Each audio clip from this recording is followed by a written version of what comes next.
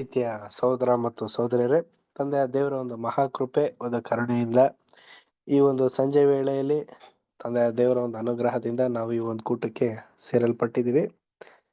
ದೇವರ ಒಂದು ಪ್ರೀತಿ ಕೃಪೆಯಿಂದ ನಾವು ಬೆಳಗಿನಿಂದ ಸಂಜೆವರೆಗೂ ಜೀವಿತರ ಸಂಖ್ಯೆ ಎಣಿಸಿ ಈ ಒಂದು ದಿನದ ಒಂದು ವಿಶೇಷವಾದಂತ ಒಂದು ಬುಕ್ ಸ್ಟಡಿನ ನಾವು ಮಾಡುವಂತರಾಗಿರೋಣ. ಮೊದಲನೇದಾಗಿ ಈ ಒಂದು ಕೂಟ ಪ್ರಾರಂಭಕ್ಕಾಗಿ ಪ್ರಾರಂಭ ಪ್ರಾರ್ಥನೆಯನ್ನ ಸಹೋದರರಂತ ಬ್ರದರ್ ಮಾಡ್ಬೇಕಾಗಿ ಕೇಳ್ಕೊಳ್ತೇನೆ. ಓಕೆ,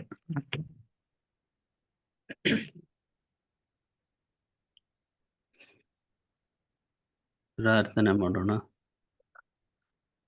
ಸದಬಲ ನೆನೆಸಿಕೊಂಡು ಶಾಶ್ವತ ಲೋಕದಲ್ಲಿ ನಿತ್ಯ ನಿವಾಸಿಯಾಗಿರುವ ಪರಲೋಕದ ನಮ್ಮ ತಂದೆಯೇ, ಸ್ವಾಮಿ, ನಿಮ್ಮ ಅಪಾರವಾದಂತಹ ಪ್ರೀತಿ ಕೃಪೆ ಕರುಣೆಗಳಿಂದ ನಮ್ಮನ್ನ ಜೀವಿತರ ಸಂಖ್ಯೆಯಲ್ಲಿಟ್ಟು ಸ್ವಾಮಿ ಉದಯದಿಂದ ಈವರೆಗೂ ನಮ್ಮನ್ನ ಪರಾಮರಿಸಿ ಎಲ್ಲ ಕೇಡುಗಂಡಾಂತರಗಳಿಂದ ಪಾರು ಮಾಡಿ ಸ್ವಾಮಿ ನಮ್ಮನ್ನು ನಡೆಸ್ತಾ ಇರೋದಕ್ಕಾಗಿ ನಿಮ್ಮ ನಾಮಕ್ಕೆ ಕೋಟಿ ಸ್ತೋತ್ರವನ್ನು ಸಲ್ಲಿಸುವವರಾಗಿದ್ದೇವೆ. ಕರ್ತನೆ ಅಪ್ಪ, ನಮ್ಮ ಪ್ರಾರ್ಥನೆ ನಿನ್ನ ಸನ್ನಿಧಾನವನ್ನು ಮುಟ್ಟಲಿ. ಕರ್ತನೆ, ಪ್ರತಿಯೊಬ್ಬರ ಅಂತರೇಂದ್ರಿಯಗಳನ್ನು ಬಲ್ಲಾತನು ನೀನಾಗಿದ್ದೀಯಪ್ಪ. ಆದ್ದರಿಂದ ನಾವು ನಡೆ ನುಡಿ ಕ್ರಿಯೆಗಳಲ್ಲಿ ನಮ್ಮ ಪ್ರೀತಿಯನ್ನು ನೀನು ನಮಗಾಗಿ ಮಾಡಿದಂಥ ತ್ಯಾಗ ಬಹಳ ಅಮೂಲ್ಯವಾದದ್ದು ಸ್ವಾಮಿ. ತಂದೆ ದೇವರೇ, ಈವರೆಗೆ ನಮ್ಮನ್ನು ನಡೆಸಿದ್ದೀರಿ, ಬೆಳೆಸಿದ್ದೀರಿ, ಉಳಿಸಿದ್ದೀರಿ ಸ್ವಾಮಿ. ಅದಕ್ಕಾಗಿ ಸ್ತೋತ್ರ ಅಪ್ಪ. ಕೂಡಿ ಬಂದಿರತಕ್ಕಂಥ ಪ್ರಿಯ ಸಹೋದರ ಸಹೋದರಿಯರನ್ನು ಆಶೀರ್ವದಿಸು ಸ್ವಾಮಿ. ಅವರ ಮುಖಾಂತರ ಅನೇಕ ಆತ್ಮಗಳು ಒಟ್ಟಾಗಿ ಸೇರಿ ನಮ್ಮನ್ನು ನಡೆಸುವಂಥದ್ದಾಗಿದೆ.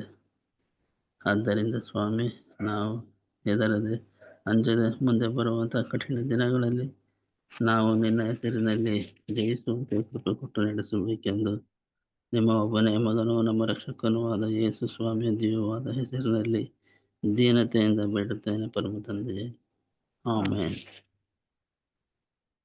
ಆಮೇನ್. Thank you brother. ಪ್ರೀತಿಯ ಸಹೋದರ ಮತ್ತು ಸಹೋದರಿಯರೇ, ನಿಮ್ಮೆಲ್ಲರಿಗೂ ಈ ಒಂದು ಸಂಜೆಯ ವಂದನೆಗಳು. ತಂದೆಯ ದೇವರ ನಾಮ ಯೇಸು ಕ್ರಿಸ್ತರ ನಾಮ ಮಹಿಮೆ ಉಂಟಾಗಲಿ. ಈ ದಿನ ನಾವು ಒಂದು ಬುಕ್ ಸ್ಟಡಿ ಮಾಡ್ತಾ ಇದ್ದೀವಿ, ಲೈಫ್ ಆಫ್ ಕ್ರೈಸ್ಟ್ ಭಾಗ 2, ಕನ್ನಡದಲ್ಲಿ ಪೇಜ್ ನಂಬರ್ 79. ಸೊ ನಾವು ಲಾಸ್ಟ್ ಪಾಠಗಳನ್ನು ಕೂಡ ನಾವು ಕಳೆದ ವಾರ ಅಲ್ಲ, ಲಾಸ್ಟ್ ಕ್ಲಾಸಲ್ಲೂ ಕೂಡ ಒಂದು ಆ ದಿನದಲ್ಲಿ ಬೆಂಕಿಯ ಬಗ್ಗೆ, ಬಂಡೆ ಮೇಲೆ ಯಾವ ರೀತಿ ಮನೆ ಕಟ್ಟಿರುವಂತ ಒಂದು ನಂಬಿಕೆಯ ಬಗ್ಗೆ, ಮತ್ತೆ ನಂಬಿಕೆಯಲ್ಲಿ ನಮ್ಮಲ್ಲಿ ಏನಾದ್ರೂ ಒಂದು ಅಳಕು ಇತ್ತು ಅಂತಂದ್ರೆ ಅದು ಮರಳಿನ ಮೇಲೆ ಮನೆ ಕಟ್ಟಿರೋ ರೀತಿಯಲ್ಲೂ ಅಂತ ಹಲವಾರು ಧಾರ್ಮಿಕ ವಿಚಾರಗಳ ಬಗ್ಗೆ ನಾವು ಕಳೆದ ಕ್ಲಾಸ್ನಲ್ಲಿ ನಾವು ಸ್ಟಡಿ ಮಾಡಿದ್ವಿ.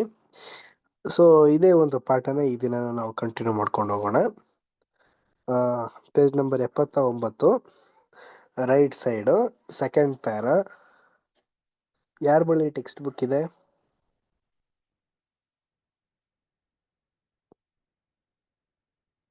ಓಕೆ, ನವಿತಾ ಸಿಸ್ಟರ್ ಇದೆಯಾ? ಟೆಕ್ಸ್ಟ್ ಬುಕ್ ರೀಡ್ ಮಾಡ್ತೀರಾ?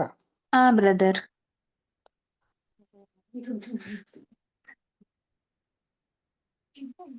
ಯಾವ್ದು ಆ ದಿನದ ಬೆಂಕಿ? ಈ ಬಿರುಗಾಳಿ ಅಂತ ಇದೆಯಲ್ಲ, ಅಲ್ಲಿಂದ ಓದಿ. ಈ ಬಿರುಗಾಳಿ ಮತ್ತು ಪ್ರವಾಹಗಳು ಕರ್ತನು ಪ್ರವಾದಿಯಾದ ಯೆಶಾಯನ ಮೂಲಕ ತಿಳಿಸಿರುವಂತದ್ದೇ. ನಾನು ನ್ಯಾಯವನ್ನು ನೂಲನ್ನಾಗಿಯೂ ಧರ್ಮವನ್ನು ಮಟ್ಟುಗೋಲನ್ನಾಗಿಯೂ ಮಾಡುವೆನು. ಕಳ್ಮಳೆಯು ಅಸತ್ಯದ ಆಶ್ರಯವನ್ನು ಬಡಿದುಕೊಂಡು ಹೋಗುವುದು. ಜಲಪ್ರವಾಹವು ಮೋಸದ ಮರಿಯನ್ನು ಮುಳುಗಿಸುವುದು. ಮೃತ್ಯುವಿನಿಂದ ನೀವು ಪಡೆದುಕೊಂಡ ಒಡಂಬಡಿಕೆಯು ಸಾಗದು. ಪಾತಾಳದೊಡನೆ ನೀವು ಮಾಡಿಕೊಂಡ ಒಪ್ಪಂದವು ನಿಲ್ಲದು. ವಿಪರೀತ ಬಾಧೆಯು ದೇಶದೊಳಗೆ ಹಾದು ಹೋಗುವಾಗ ನಿಮ್ಮನ್ನು ತುಳಿದು ಬಿಡುವುದು. ಅದು ಹಾದು ಹೋಗುವಾಗಲೆಲ್ಲ ನಿಮ್ಮನ್ನು ಹಿಡಿಯುವುದು. ಬೆಳಬೆಳಗು ಹಗಲು ರಾತ್ರಿಯೂ ಅದು ಹಾದು ಹೋಗುವುದು. ಆಗ ಯೆಹೋವನ ಮಾತನ್ನು, ಸಂದೇಶವನ್ನು, ಸತ್ಯವನ್ನು ಗ್ರಹಿಸಿಕೊಳ್ಳುವುದು ಬರೀ ಭಯವೇ. ಯೆಶಾಯ 28, 17, 19. Thank you sister. ಪ್ರಿಯ ಸಹೋದರ ಮತ್ತು ಸಹೋದರಿಯರೇ, ನಮ್ಮ ಒಂದು ಸುವಾರ್ತೆಯ ಕಾಲದ ಒಂದು ಅಂತ್ಯ ಭಾಗದಲ್ಲಿ ನಡೆಯುವಂತ ಹಲವಾರು ಒಂದು ಸಂಗತಿಗಳನ್ನ ಇಲ್ಲಿ ನಮ್ಗೆ ವಿಶ್ಲೇಷಕರಾಗಿರುವಂತ ಲೇಖಕರಾಗಿರುವಂತ ರಜಲ್ ಬ್ರದರ್ ಅವರು ತುಂಬಾ ವಿಶೇಷವಾದಂತ ರೀತಿ ಇಲ್ಲಿ ತಿಳಿಸ್ತಾ ಇದ್ದಾರೆ ಪ್ರಿಯರೇ. ಈಗ ನೋಡಿ, ನಾವು ಭೂಲೋಕದಲ್ಲಿ ನಡೀತಿರುವಂತ ಒಂದು ಡಿಸಾಸ್ಟರ್ಸ್ ಅಂತ ನಾವು ಕರಿತೀವಿ, ಅಂದ್ರೆ ವಿಪತ್ತುಗಳು ಅಂತ ನಾವು ಕರಿತೀವಿಲ್ಲ. ಆ ರೀತಿ ವಿಪತ್ತುಗಳು ಬಂದಾಗ ಮನುಷ್ಯನಲ್ಲಿ ಆಗುವಂತ ಒಂದು ಹಲವಾರು ರೀತಿಯ ತೊಂದರೆಗಳು, ಅಲ್ಲೋಲ ಕಲ್ಲೋಲಗಳನ್ನ ಒಂದು ಆತ್ಮಿಕ ವಿಚಾರದಲ್ಲಿ ಹೇಳೋ ರೀತಿಯಲ್ಲಿ ಇಲ್ಲಿ ನಮ್ಗೆ ತಿಳಿಸ್ತಾ ಇದ್ದಾರೆ ಪ್ರಿಯರೇ. ನೋಡಿ, ನ್ಯಾಯ ಮತ್ತೆ ಧರ್ಮ ಅನ್ನೋದಿರೋದಿಲ್ವಂತೆ. ಎಲ್ಲಾ ಕಡೆ ಅಕ್ರಮಗಳು, ಎಲ್ಲಾ ರೀತಿಯ ಜಲ ಪ್ರವಾಹಗಳು, ಎಲ್ಲಾ ಕಡೆನೂ ಕೂಡ ಮೃತ್ಯುಗಳು, ಈ ಒಂದು ತಪ್ಪಾದಂತ ರೀತಿ ನಡಿಬಾರ್ದೇ ಇರುವಂತ, ಮನುಷ್ಯ ಕಾಣ್ದೇ ಇರುವಂತ ರೀತಿಯ ಒಂದು ದುರ್ಘಟನೆಗಳು ನಡೀತಾ ಇದೆ ಅಂತ ಅನ್ಬಿಟ್ಟು ಹೇಳ್ತಾರೆ.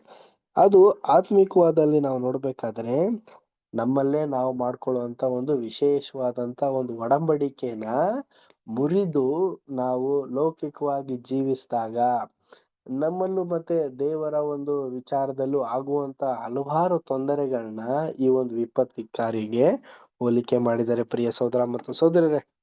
ನಿಜವಾದಂತ ಒಂದು ಕ್ರೈಸ್ತ ಕುಟುಂಬದಲ್ಲೇ ಆಗಲಿ, ಸತ್ಯವೇದ ವಿದ್ಯಾರ್ಥಿಯಾದಂತ ಪ್ರತಿಯೊಬ್ಬ ಸಹೋದರ ಸಹೋದರಿಯರಲ್ಲೇ ಆಗಲಿ, ಈ ಒಂದು ಹಂತ ತುಂಬಾ ತುಂಬಾ ಕಷ್ಟಕರವಾದಂತ ಒಂದು ಹಂತ ಪ್ರಿಯ ಸಹೋದರ ಮತ್ತು ಸಹೋದರಿಯರೇ.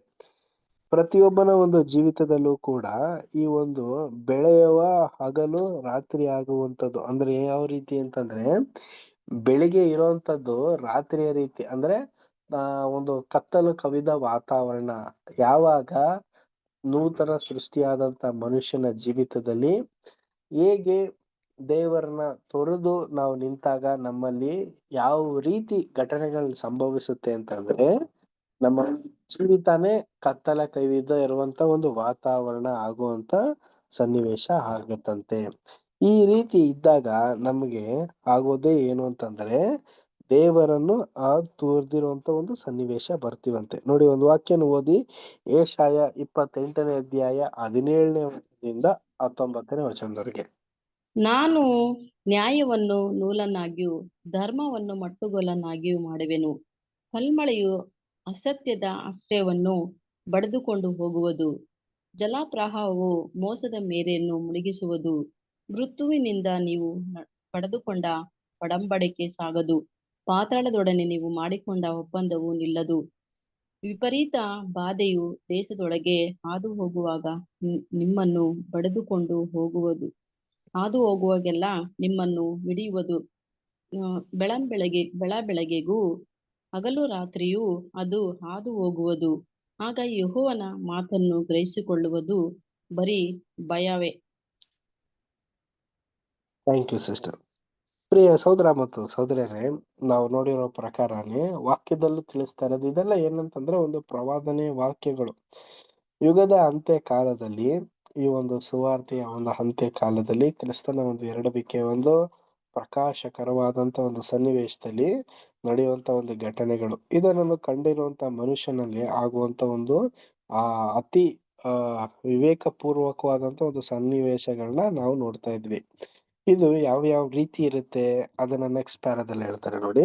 Next para. ಇದೇ ಪರಿಶೋಧನೆಯ ದಿನವನ್ನು ಅಪೊಸ್ತಲನಾದ ಪೌಲನು ಇನ್ನೊಂದು ಸಂಕೇತದ ಮೂಲವಾಗಿ ಚಿತ್ರಿಸಿರುವನು. ಆತನು ಹೇಳುವುದು, ಅವನವನ ಕೆಲಸವೆಂಥದ್ದೋ ಆ ದಿನದ ಬೆಂಕಿ ಶೋಧಿಸುವುದು. ನಿಜವಾದ ನಂಬಿಕೆ ಉಳ್ಳವರನ್ನು ಬಂಡೆಯ ಮೇಲೆ ನಿಜವಾದ ಅಸ್ತಿವಾರದ ಮೇಲೆ ಕಟ್ಟಿರುವವನಾಗಿ ಅವನು ಚಿತ್ರಿಸಿರುವುದನಾದರೂ ಸೂಕ್ತವಾದ ಅಸ್ತಿವಾರ ಸಹಿತವಾದ ಸರಿಯಾದ ಮನೆಯು ಅಥವಾ ನಂಬಿಕೆಯು ಅಗತ್ಯವೆಂಬುದನ್ನು ನಮಗೆ ತೋರಿಸಿಕೊಟ್ಟಿರುವನು. ಮರ, ಒಣಹುಲ್ಲು, ಒಣಪೈರು, ದಹನ ವಸ್ತುಗಳಿಂದ ಕಟ್ಟಿದಂತ ಒಂದು ನಂಬಿಕೆಯ ಕಟ್ಟಡವನ್ನು ಚಿತ್ರಿಸಿ, ಅದು ಈ ದಿನದಲ್ಲಿ ದೇವರ ನ್ಯಾಯ ವಿಚಾರಣೆ ಎಂಬ ಅಗ್ನಿಯು ಪ್ರತಿಯೊಂದು ಮತಬೋಧನೆಗಳನ್ನು ಪರಿಶೋಧಿಸಿ ತಪ್ಪಾದವುಗಳನ್ನೆಲ್ಲವನ್ನು ನಾಶ ಮಾಡುವಾಗ ಶೀಘ್ರದಲ್ಲೇ ಇದು ನಾಶ ಮಾಡಲ್ಪಡುವುದೆಂದು ತೋರಿಸಿರುವನು. ಆತನು ಚಿನ್ನ, ಬೆಳ್ಳಿ ಮತ್ತು ಅಮೂಲ್ಯ ರತ್ನಗಳಿಂದ, ಅಂದರೆ ದೇವರ ವಾಗ್ದಾನಗಳ ಮೇಲೆ ನಿರ್ಮಾಣ ಮಾಡಿರುವ ಕಟ್ಟಡವನ್ನು ಸಹ ಚಿತ್ರಿಸಿ ಅವು ಪ್ರತಿಯೊಂದು ಪರಿಶೋಧನೆಯನ್ನು ಹೇಗೆ ಜಯಿಸಿ ನಿಲ್ಲುವುದೆಂಬುದನ್ನು ತೋರಿಸಿಕೊಟ್ಟಿರುವನು. ಪ್ರೀತಿಯ ಸಹೋದರ ಮತ್ತು ಸಹೋದರಿಯರೇ, ಈ ಒಂದು ಪರಿಶೋಧನೆ ದಿನ ಯಾವ ರೀತಿ ಇರುತ್ತೆ ಅಂತ ನಾವು ನೋಡ್ಬೇಕಾದ್ರೆ, ಇದು ಅಪೊಸ್ತಲರ ಕಾಲದಿಂದಲೂ ಕೂಡ ಆರಂಭನೇ ಆಗಿದೆಯಂತೆ. ಅಂದ್ರೆ ಯೇಸು ಕ್ರಿಸ್ತರು ಈ ಒಂದು ಭೂಲೋಕನ ತ್ಯಜಿಸಿ ಒಂದು ಪರಲೋಕಕ್ಕೆ ಹೋದ ನಂತರ ಈ ಒಂದು ಸಭೆಯ ಆಯಲ್ಪಡುವಂತ ಒಂದು ಕಾಲದಿಂದ ಇಲ್ಲಿವರೆಗೂ ಇದೇ ಒಂದು ಘಟನೆಗಳು ಜೀವನದಲ್ಲಿ ನಡೀತಾ ಇದೆ. ಯಾವ ರೀತಿ? ಪ್ರತಿಯೊಬ್ಬನ ಒಂದು ಕರೆಯುವಿಕೆಯಲ್ಲೂ ಕೂಡ ಪ್ರಿಯ ಸಹೋದರ ಮತ್ತು ಸಹೋದರಿಯರೇ, ಪ್ರತಿಯೊಬ್ಬನ ಒಂದು ನಿಜವಾದಂತ ನಂಬಿಕೆ ಉಳ್ಳ ಬಂಡೆಯಾಗಿರ್ಬೇಕಂತೆ. ಅಂದ್ರೆ ನಮ್ಗೆ ಕೊಡ್ತಿರೋಂತ ಒಂದು ಮಹಿಮೆ ಉಳ್ಳ ಒಂದು ಪದವಿಗೆ ಯೋಗ್ಯರಾಗಿ ನಾವು ಕಾಣಿಸ್ಕೋಬೇಕಾಗಿರ್ಬೇಕಾದ್ರೆ ನಮ್ಮ ಒಂದು ಅಸ್ಥಿವಾರ ತುಂಬಾ ಭದ್ರವಾದಂತ ಒಂದು ಅಸ್ಥಿವಾರ ಆಗಿರ್ಬೇಕು. ಯಾವುದೇ ಕಾರಣಕ್ಕೂ ಕೂಡ ಮರದಲ್ಲೇ ಆಗ್ಲಿ, ಕಟ್ಟಿಗೆಯಲ್ಲೇ ಆಗ್ಲಿ, ಈ ಒಂದು ಆಪಲ್ಲೇ ಆಗ್ಲಿ ಕಟ್ಟುವಂತ ಒಂದು ನಂಬಿಕೆ ಮನೆ ಆಗಿರ್ಬಾರ್ದಂತೆ ಪ್ರಿಯ ಸೋದರ ಮತ್ತು ಸೋದರ. ಅದು ಎಲ್ಲಿವರೆಗೆ? ನಮ್ಮ ಒಂದು ಓಟ ಓಡಿ ಮುಗಿಯೋವರೆಗೂ ಕೂಡ. ಏನಕ್ಕೆ ಈ ಮಾತು ಹೇಳ್ತಾ ಇದ್ದಾರೆ ಅಂತಂದ್ರೆ, ಅಪೊಸ್ತಲರ ಒಂದು ಕಾಲದಿಂದ ಇಲ್ಲಿವರೆಗೂ ಕೂಡ ಮತ್ತೆ ಇನ್ನೊಂದು ಅವಕಾಶ ಏನಾದ್ರು ಕೊಟ್ಟಿದಾರ ಅಂತಂದ್ರೆ ಇಲ್ಲ. ಅವರು ಜೀವಿತದಲ್ಲಿ ಇದ್ದಾಗ್ಲೇನೆ, ಪ್ರಸಂಗಿಲಿ ಹೇಳ್ತಾರಲ್ಲ 9ನೇ ಅಧ್ಯಾಯದಲ್ಲೂ, ನೀನು ಬದುಕಿದ್ದಾಗ್ಲೇನೆ ನಿನ್ನ ಕೆಲಸಗಳನ್ನೆಲ್ಲ ಮಾಡು ಅಂತ ಅಂದ್ಬಿಟ್ಟು ಹೇಳೋ ಪ್ರಕಾರನೇ ನಾವುಗಳನ್ನು ಪ್ರಿಯ ಸಹೋದರ ಮತ್ತು ಸಹೋದರಿಯರೇ, ಈ ಒಂದು ದಿನದಲ್ಲಿ ನ್ಯಾಯ ವಿಚಾರಣೆಯ ಒಂದು ದಿನಗಳಲ್ಲಿ ನಾವು ಜೀವಿಸ್ಬೇಕಾದ್ರೆ ನಾವು ಕೂಡ ನಮ್ಮ ಒಂದು ನಂಬಿಕೆ ಒಂದು ಬಂಡೆಯ ಮೇಲೆ ಚಿನ್ನದ ತರ ಒಂದು ವಜ್ರದ ರೀತಿಯಲ್ಲಿ ಯಾವ ರೀತಿ ಗಟ್ಟಿ ಮುಟ್ಟಾಗಿರುತ್ತೋ ಅಂತ ಒಂದು ನಂಬಿಕೆನ ನಾವು ಇಟ್ಕೊಂಡು ನಾವು ಒಳ್ಳೆ ಓಟ ಓಡಿ ಮುಗಿಸಿದ್ರೇನೆ ನಾವು ಪೂರ್ಣ ಜಯಶಾಲಿ ಆಗೋದಕ್ಕೆ ಸಾಧ್ಯ. ನೆಕ್ಸ್ಟ್ ಪ್ಯಾರ ಅನ್ನು ಸಿಸ್ಟರ್ ರೀಡ್ ಮಾಡಿ ಸಿಸ್ಟರ್. ಓಕೆ. ಈ ಪಾಠವು ಒಟ್ಟಾರೆ ಹೇಳುವುದೇನೆಂದರೆ, ಯಾವುದು ಪರಿಶೋಧನೆಯನ್ನು ಎದುರಿಸಿ ನಿಲ್ಲಲು ಮೊದಲನೆಯದಾಗಿ ನಾವು ಈ ವಿಷಯದಲ್ಲಿ ಭಾಗಿಗಳಾಗಲು ಇಲ್ಲವೇ ಪಾಲನ್ನು ಹೊಂದಲು ಬಂಡೆಯ ಮೇಲೆ ಅಸ್ಥಿವಾರವನ್ನು ಹೊಂದಿರಬೇಕು. ಎರಡನೆಯದಾಗಿ ಕ್ರಿಸ್ತನಲ್ಲಿ ಭರವಸವಿಟ್ಟು ಬಂಡೆಯ ಮೇಲಿರುವವರು ಆತನಿಗೂ ಮತ್ತು ಆತನು ಮಾಡಿದ ಸಂಧಾನ ಕಾರ್ಯಗಳಿಗೂ ನಿಷ್ಠೆಯಿಂದಿರಬೇಕು. ಇಲ್ಲಿ ವಾಕ್ಯಕ್ಕೆ ನಂಬಿಕಸ್ಥರಾಗಿ ಅದನ್ನು ಎತ್ತಿ ಹಿಡಿದು ಕಾಪಾಡಿಕೊಳ್ಳುವವರಾದ ಚಿಕ್ಕ ಹಿಂಡು ಮತ್ತು ದೇವರ ವಾಗ್ದಾನಗಳ ವಿಷಯದಲ್ಲಿ ಸಾಕಷ್ಟು ಶ್ರದ್ಧೆ ಜಾಗರೂಕತೆ ಇಲ್ಲದವರಾಗಿ ಹಾಗೂ ಬಹುತೇಕ ತಪ್ಪುಗಳಿಂದ ಕೂಡಿದ ನಂಬಿಕೆ ಎಂಬ ನಶಿಸಿ ಹೋಗಲಿರುವ ಕಟ್ಟಡವನ್ನು ಹೊಂದಿರುವ ಮಹಾಸಮೂಹ ಎಂಬ 2 ಗುಂಪುಗಳಿರುವುದು.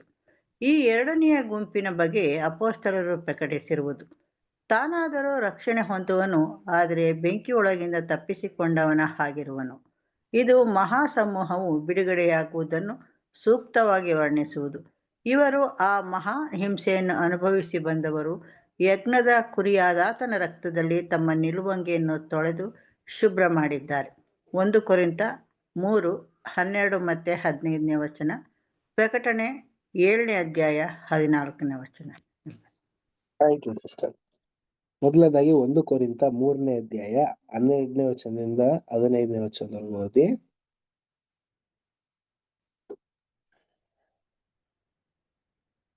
ಆ ಅಸ್ಥಿವಾರದ ಮೇಲೆ ಚಿನ್ನ, ಬೆಳ್ಳಿ, ರತ್ನ, ಕಟ್ಟಿಗೆ, ಹುಲ್ಲು, ಆಪು ಮುಂತಾದವುಗಳಲ್ಲಿ ಯಾವುದರಿಂದ ಕಟ್ಟಿದ್ದರೂ ಅವನವನ ಕೆಲಸವು ವ್ಯಕ್ತವಾಗುವುದು. Thank you sister. ಸಾಕು ಸಿಸ್ಟರ್. ಪ್ರಿಯ ಸಹೋದರ ಮತ್ತು ಸಹೋದರನೇ, ಈ ಒಂದು ಪಾಠ ಯಾವುದ್ರ ಬಗ್ಗೆ ನಮ್ಗೆ ತಿಳಿಸ್ತಾ ಇದ್ದಾರೆ ಅಂತಂದ್ರೆ, ಒಂದು ಪರಿಶೋಧಿಸುವಂತ ಒಂದು ವಿಚಾರದ ಬಗ್ಗೆ ನಮ್ಗಿಲ್ಲಿ ಮೂಲಭೂತವಾಗಿ ತಿಳಿಸ್ತಾ ಇದ್ದಾರೆ. ಇದು ಕ್ರಿಸ್ತನ ಒಂದು 2ನೇ ಬರುವಿಕೆ ಒಂದು ಸನ್ನಿವೇಶದ ಒಂದು ಪ್ರಾರಂಭದ ಒಂದು ದಿನಗಳಲ್ಲಿ ನಡಿಬೇಕಾಗಿರುವಂತ ಒಂದು ಸಂಗತಿಗಳು. ನೋಡಿ, ಇದು 2 ಗುಂಪಿನ ಬಗ್ಗೆ ವ್ಯತ್ಯಾಸ ಕೊಡ್ತಾ ಇದ್ದಾರೆ. ಒಂದು ಚಿಕ್ಕ ಹಿಂಡು, ಇನ್ನೊಂದು ಮಹಾಸಮೂಹ. ನೋಡಿ, ಚಿಕ್ಕ ಹಿಂಡಿನ ಒಂದು ವಿಶೇಷವಾದಂತ ಒಂದು ಗುಣ ಏನಂತಂದ್ರೆ, ಅವರ ಒಂದು ನಂಬಿಕೆ ಚಿನ್ನದ ಮೇಲೆ ಬಂಡೆಯ ರೀತಿಯಲ್ಲಿ ಕಟ್ಟಲ್ಪಟ್ಟಿರೋ ರೀತಿಯಲ್ಲಿ ಇರುತ್ತಂತೆ. ಅದೇ ಮಹಾಸಮೂಹದ ಒಂದು ಗುಣಲಕ್ಷಣಗಳು ಯಾವ ರೀತಿ? ಮರ, ಹುಲ್ಲು, ಆಪು ಇರುತ್ತಲ್ಲ ಆ ರೀತಿ. ಅಂದ್ರೆ ರಕ್ಷಣೆ ಹೊಂದುತ್ತೆ ಎರಡು ವರ್ಗಗಳು. ಒಂದು ಚಿಕ್ಕ ಹಿಂಡುನು ಕೂಡ ರಕ್ಷಣೆ ಹೊಂದುತ್ತೆ ಪರಲೋಕದ ರಕ್ಷಣೆನ. ಮಹಾಸಮೂಹನು ಕೂಡ ಹೊಂದುತ್ತೆ ಪರಲೋಕದ ರಕ್ಷಣೆನ. ಆದ್ರೆ ಮಹಾಸಮೂಹದ ಒಂದು ಸ್ಥಿತಿಗತಿನ ಯಾವ ರೀತಿ ವರ್ಣಿಸ್ತಾ ಇದ್ದಾರೆ ಅಂತಂದ್ರೆ, ಈಗ ಸುಟ್ಟೋಗ್ಬಿಟ್ಟಿರುತ್ತೆ.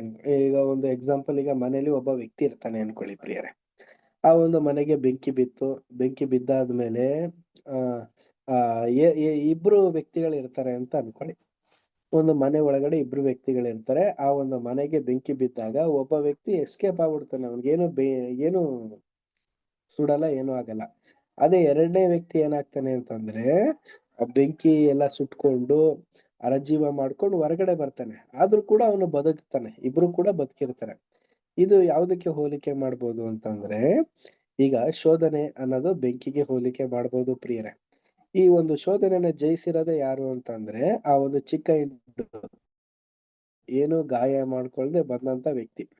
ಅದೇ ಮಹಾಸಮೂಹ ಶೋಧನೆ ಬಂತು, ಅದನ್ನ ಎಲ್ಲಾ ರೀತಿಯ ಕಷ್ಟ ಸಂಕಟಗಳನ್ನೆಲ್ಲ ಅನುಭವಿಸಿ, ಈ ಒಂದು ಪ್ರಾಪಂಚಿಕವಾದಂತ ಒಂದು ನೋವು ಬಾಧೆಗಳನ್ನ ಅನುಭವಿಸಿ, ಆ ಒಂದು ಅರಬರೆಯಾಗಿ ಸುಟ್ಟಂತ ರೀತಿಯಲ್ಲಿ ಹೊರಗಡೆ ಬರ್ತಾನೆ ಪ್ರಿಯರೇ.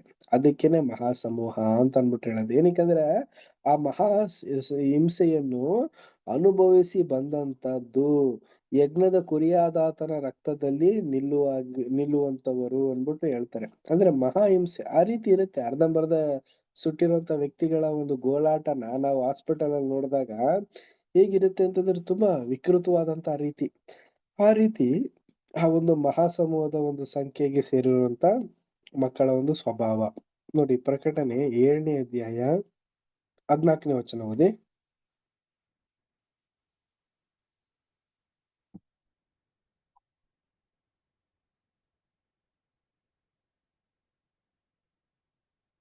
ಪ್ರಕಟಣೆ 7ನೇ ಅಧ್ಯಾಯ 14ನೇ ವಚನ.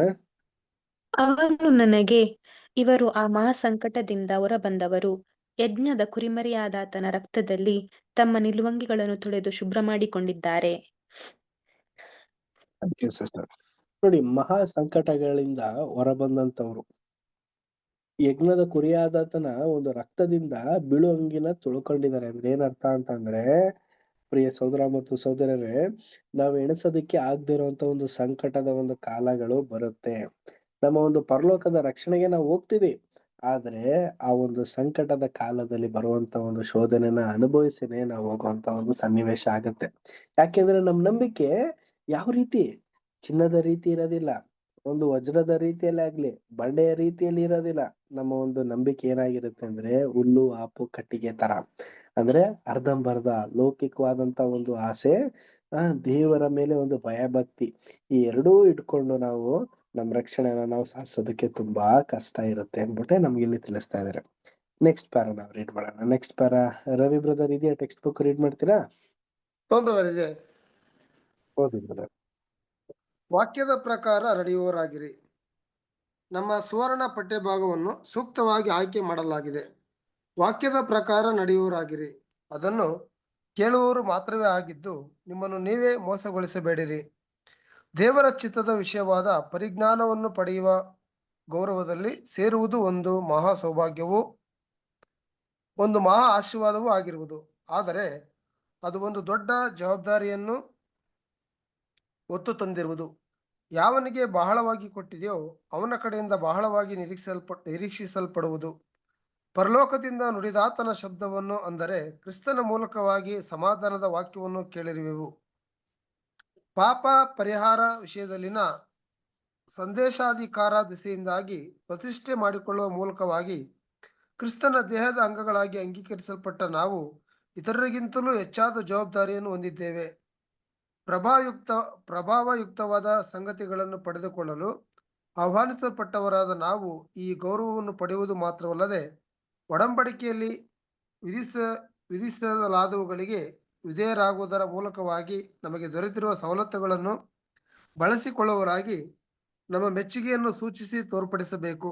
ಹೇಗೆಂದರೆ, ದೇವರ ಸೇವೆ ಮಾಡುವಲ್ಲಿ, ನಂಬಿಗಸ್ತಿಕೆಯಿಂದ ನೀತಿಗೆ ವಿಧೇಯರಾಗುವಲ್ಲಿ ಹಾಗೂ ಇದೇ ಮಾರ್ಗವನ್ನು ಅನುಸರಿಸುತ್ತಿರುವ ಇತರರಿಗೆ ಸಹಾಯ ಮಾಡುವಲ್ಲಿ ನಮ್ಮ ದೇಹಗಳನ್ನು ಸಜೀವ ಯಜ್ಞವಾಗಿ ಅರ್ಪಿಸಿಕೊಳ್ಳುವರಾಗಬೇಕು.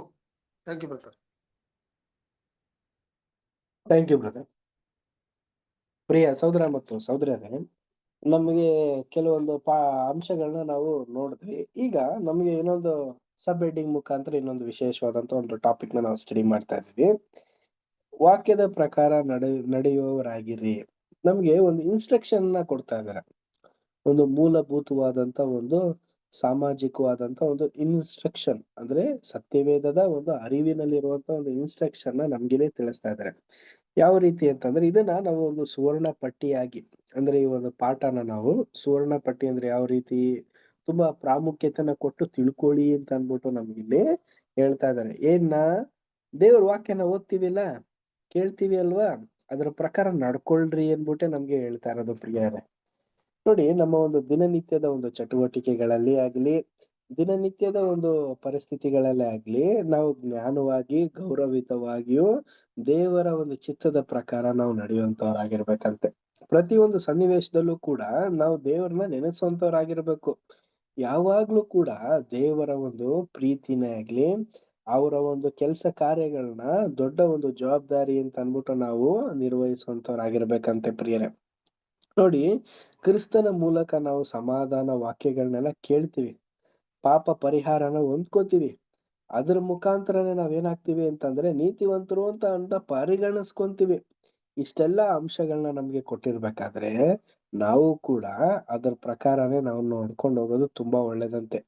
ದೇವರ ಸೇವೆನ ಮಾಡುವಂತವರಾಗಿರ್ಬೇಕು, ನಂಬಿಗಸ್ತರಾಗಿರ್ಬೇಕು, ನೀತಿವಂತರಾಗಿರ್ಬೇಕು, ಅದೇ ಮಾರ್ಗದಲ್ಲಿ ನಡಿಬೇಕು. ಮತ್ತೆ ಇದೇ ಒಂದು ಸತ್ಯದಲ್ಲಿ ನಡೀತಿರುವಂತ ಹಲವಾರು ಸಹೋದರ ಸಹೋದರಿಯರಿಗೆ ಸಹಾಯನೂ ಕೂಡ ಮಾಡ್ಬೇಕಂತೆ. ಯಾವ ಒಂದು ಸಹಾಯ?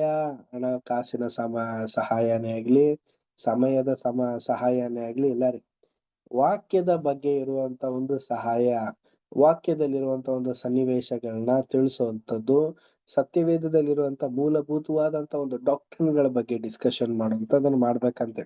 ಮತ್ತೆ ನಮ್ಮ ಒಂದು ದೇಹನ ದೇವ್ರಿಗೆ ನಾವು ಸಜೀವವಾಗಿ ಅರ್ಪಣೆನ ಮಾಡ್ಬೇಕು. ಯಾವ ಒಂದು ದೇಹ ಈಗ ನಾವು ಜೀವಿಸ್ತಾ ಇದೀವಲ್ಲ, ಈ ಒಂದು ದೇಹನೇ ದೇವ್ರಿಗೆ ಒಪ್ಪಿಸಿ ಕೊಡ್ಬೇಕು ಅನ್ಬಿಟ್ಟೆ ನಮ್ಗಿಲ್ಲಿ ಪಾಠ ಮಾಡ್ತಾ ಇದಾರೆ. ನೆಕ್ಸ್ಟ್, ಈ ಒಂದು ನೆಕ್ಸ್ಟ್ ಕಾಂಟೆಕ್ಸ್ಟ್ ಬಂದು ಏನಾಗಿರುತ್ತೆ ಅಂತಂದ್ರೆ, ಇದು ಒಂದು ಸನ್ನಿವೇಶ. ಯೇಸು ಕ್ರಿಸ್ತರ ಒಂದು 29ನೇ ಒಂದು 30ನೇ ಒಂದು ವರ್ಷದಲ್ಲಿ ಇರ್ಬೇಕಾದ್ರೆ ಆಸುಪಾಸಿನಲ್ಲಿ ಕೆಫರ್ನಹೂಮ್ ನಡೆದಿರುವಂತ ಒಂದು ಘಟನೆಯನ್ನ ನಮಗೆ ಮತ್ತಾಯದಲ್ಲೂ ಮತ್ತೆ ಲೂಕಾದ್ರಲ್ಲೂ ಕೊಟ್ಟಿದ್ದೀರ. ಇದನ್ನ ನಾವು ಸ್ಟಡಿ ಮಾಡಿ ಅರ್ಥ ಮಾಡ್ಕೊಳ್ಳೋಣ. ಮತ್ತಾಯ 8ನೇ ಅಧ್ಯಾಯ 5ರಿಂದ 13ನೇ ವಚನದವರೆಗೂ ಓದಿ.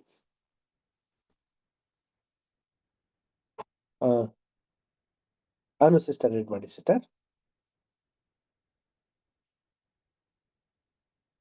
ಬೈಬಲ್ ಅಲ್ಲಿ ಓದ್ಲಾ? ಸೇಮ್ ಎರಡು ಒಂದೇ ಇರುತ್ತೆ, ಬೈಬಲ್ ಅಲ್ಲೇ ಓದಿ ಸಿಸ್ಟರ್. ಓಕೆ.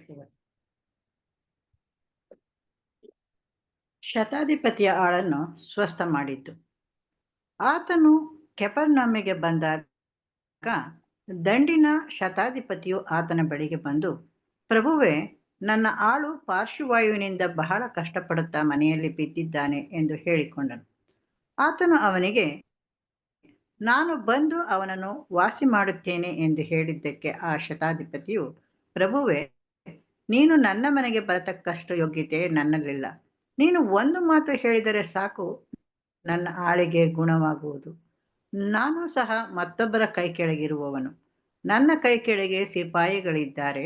ನಾನು ಅವರಲ್ಲಿ ಒಬ್ಬನಿಗೆ ಹೋಗು ಎಂದು ಹೇಳಿದರೆ ಹೋಗುತ್ತಾನೆ, ಮತ್ತೊಬ್ಬನಿಗೆ ಬಾ ಎಂದು ಹೇಳಿದರೆ ಬರುತ್ತಾನೆ.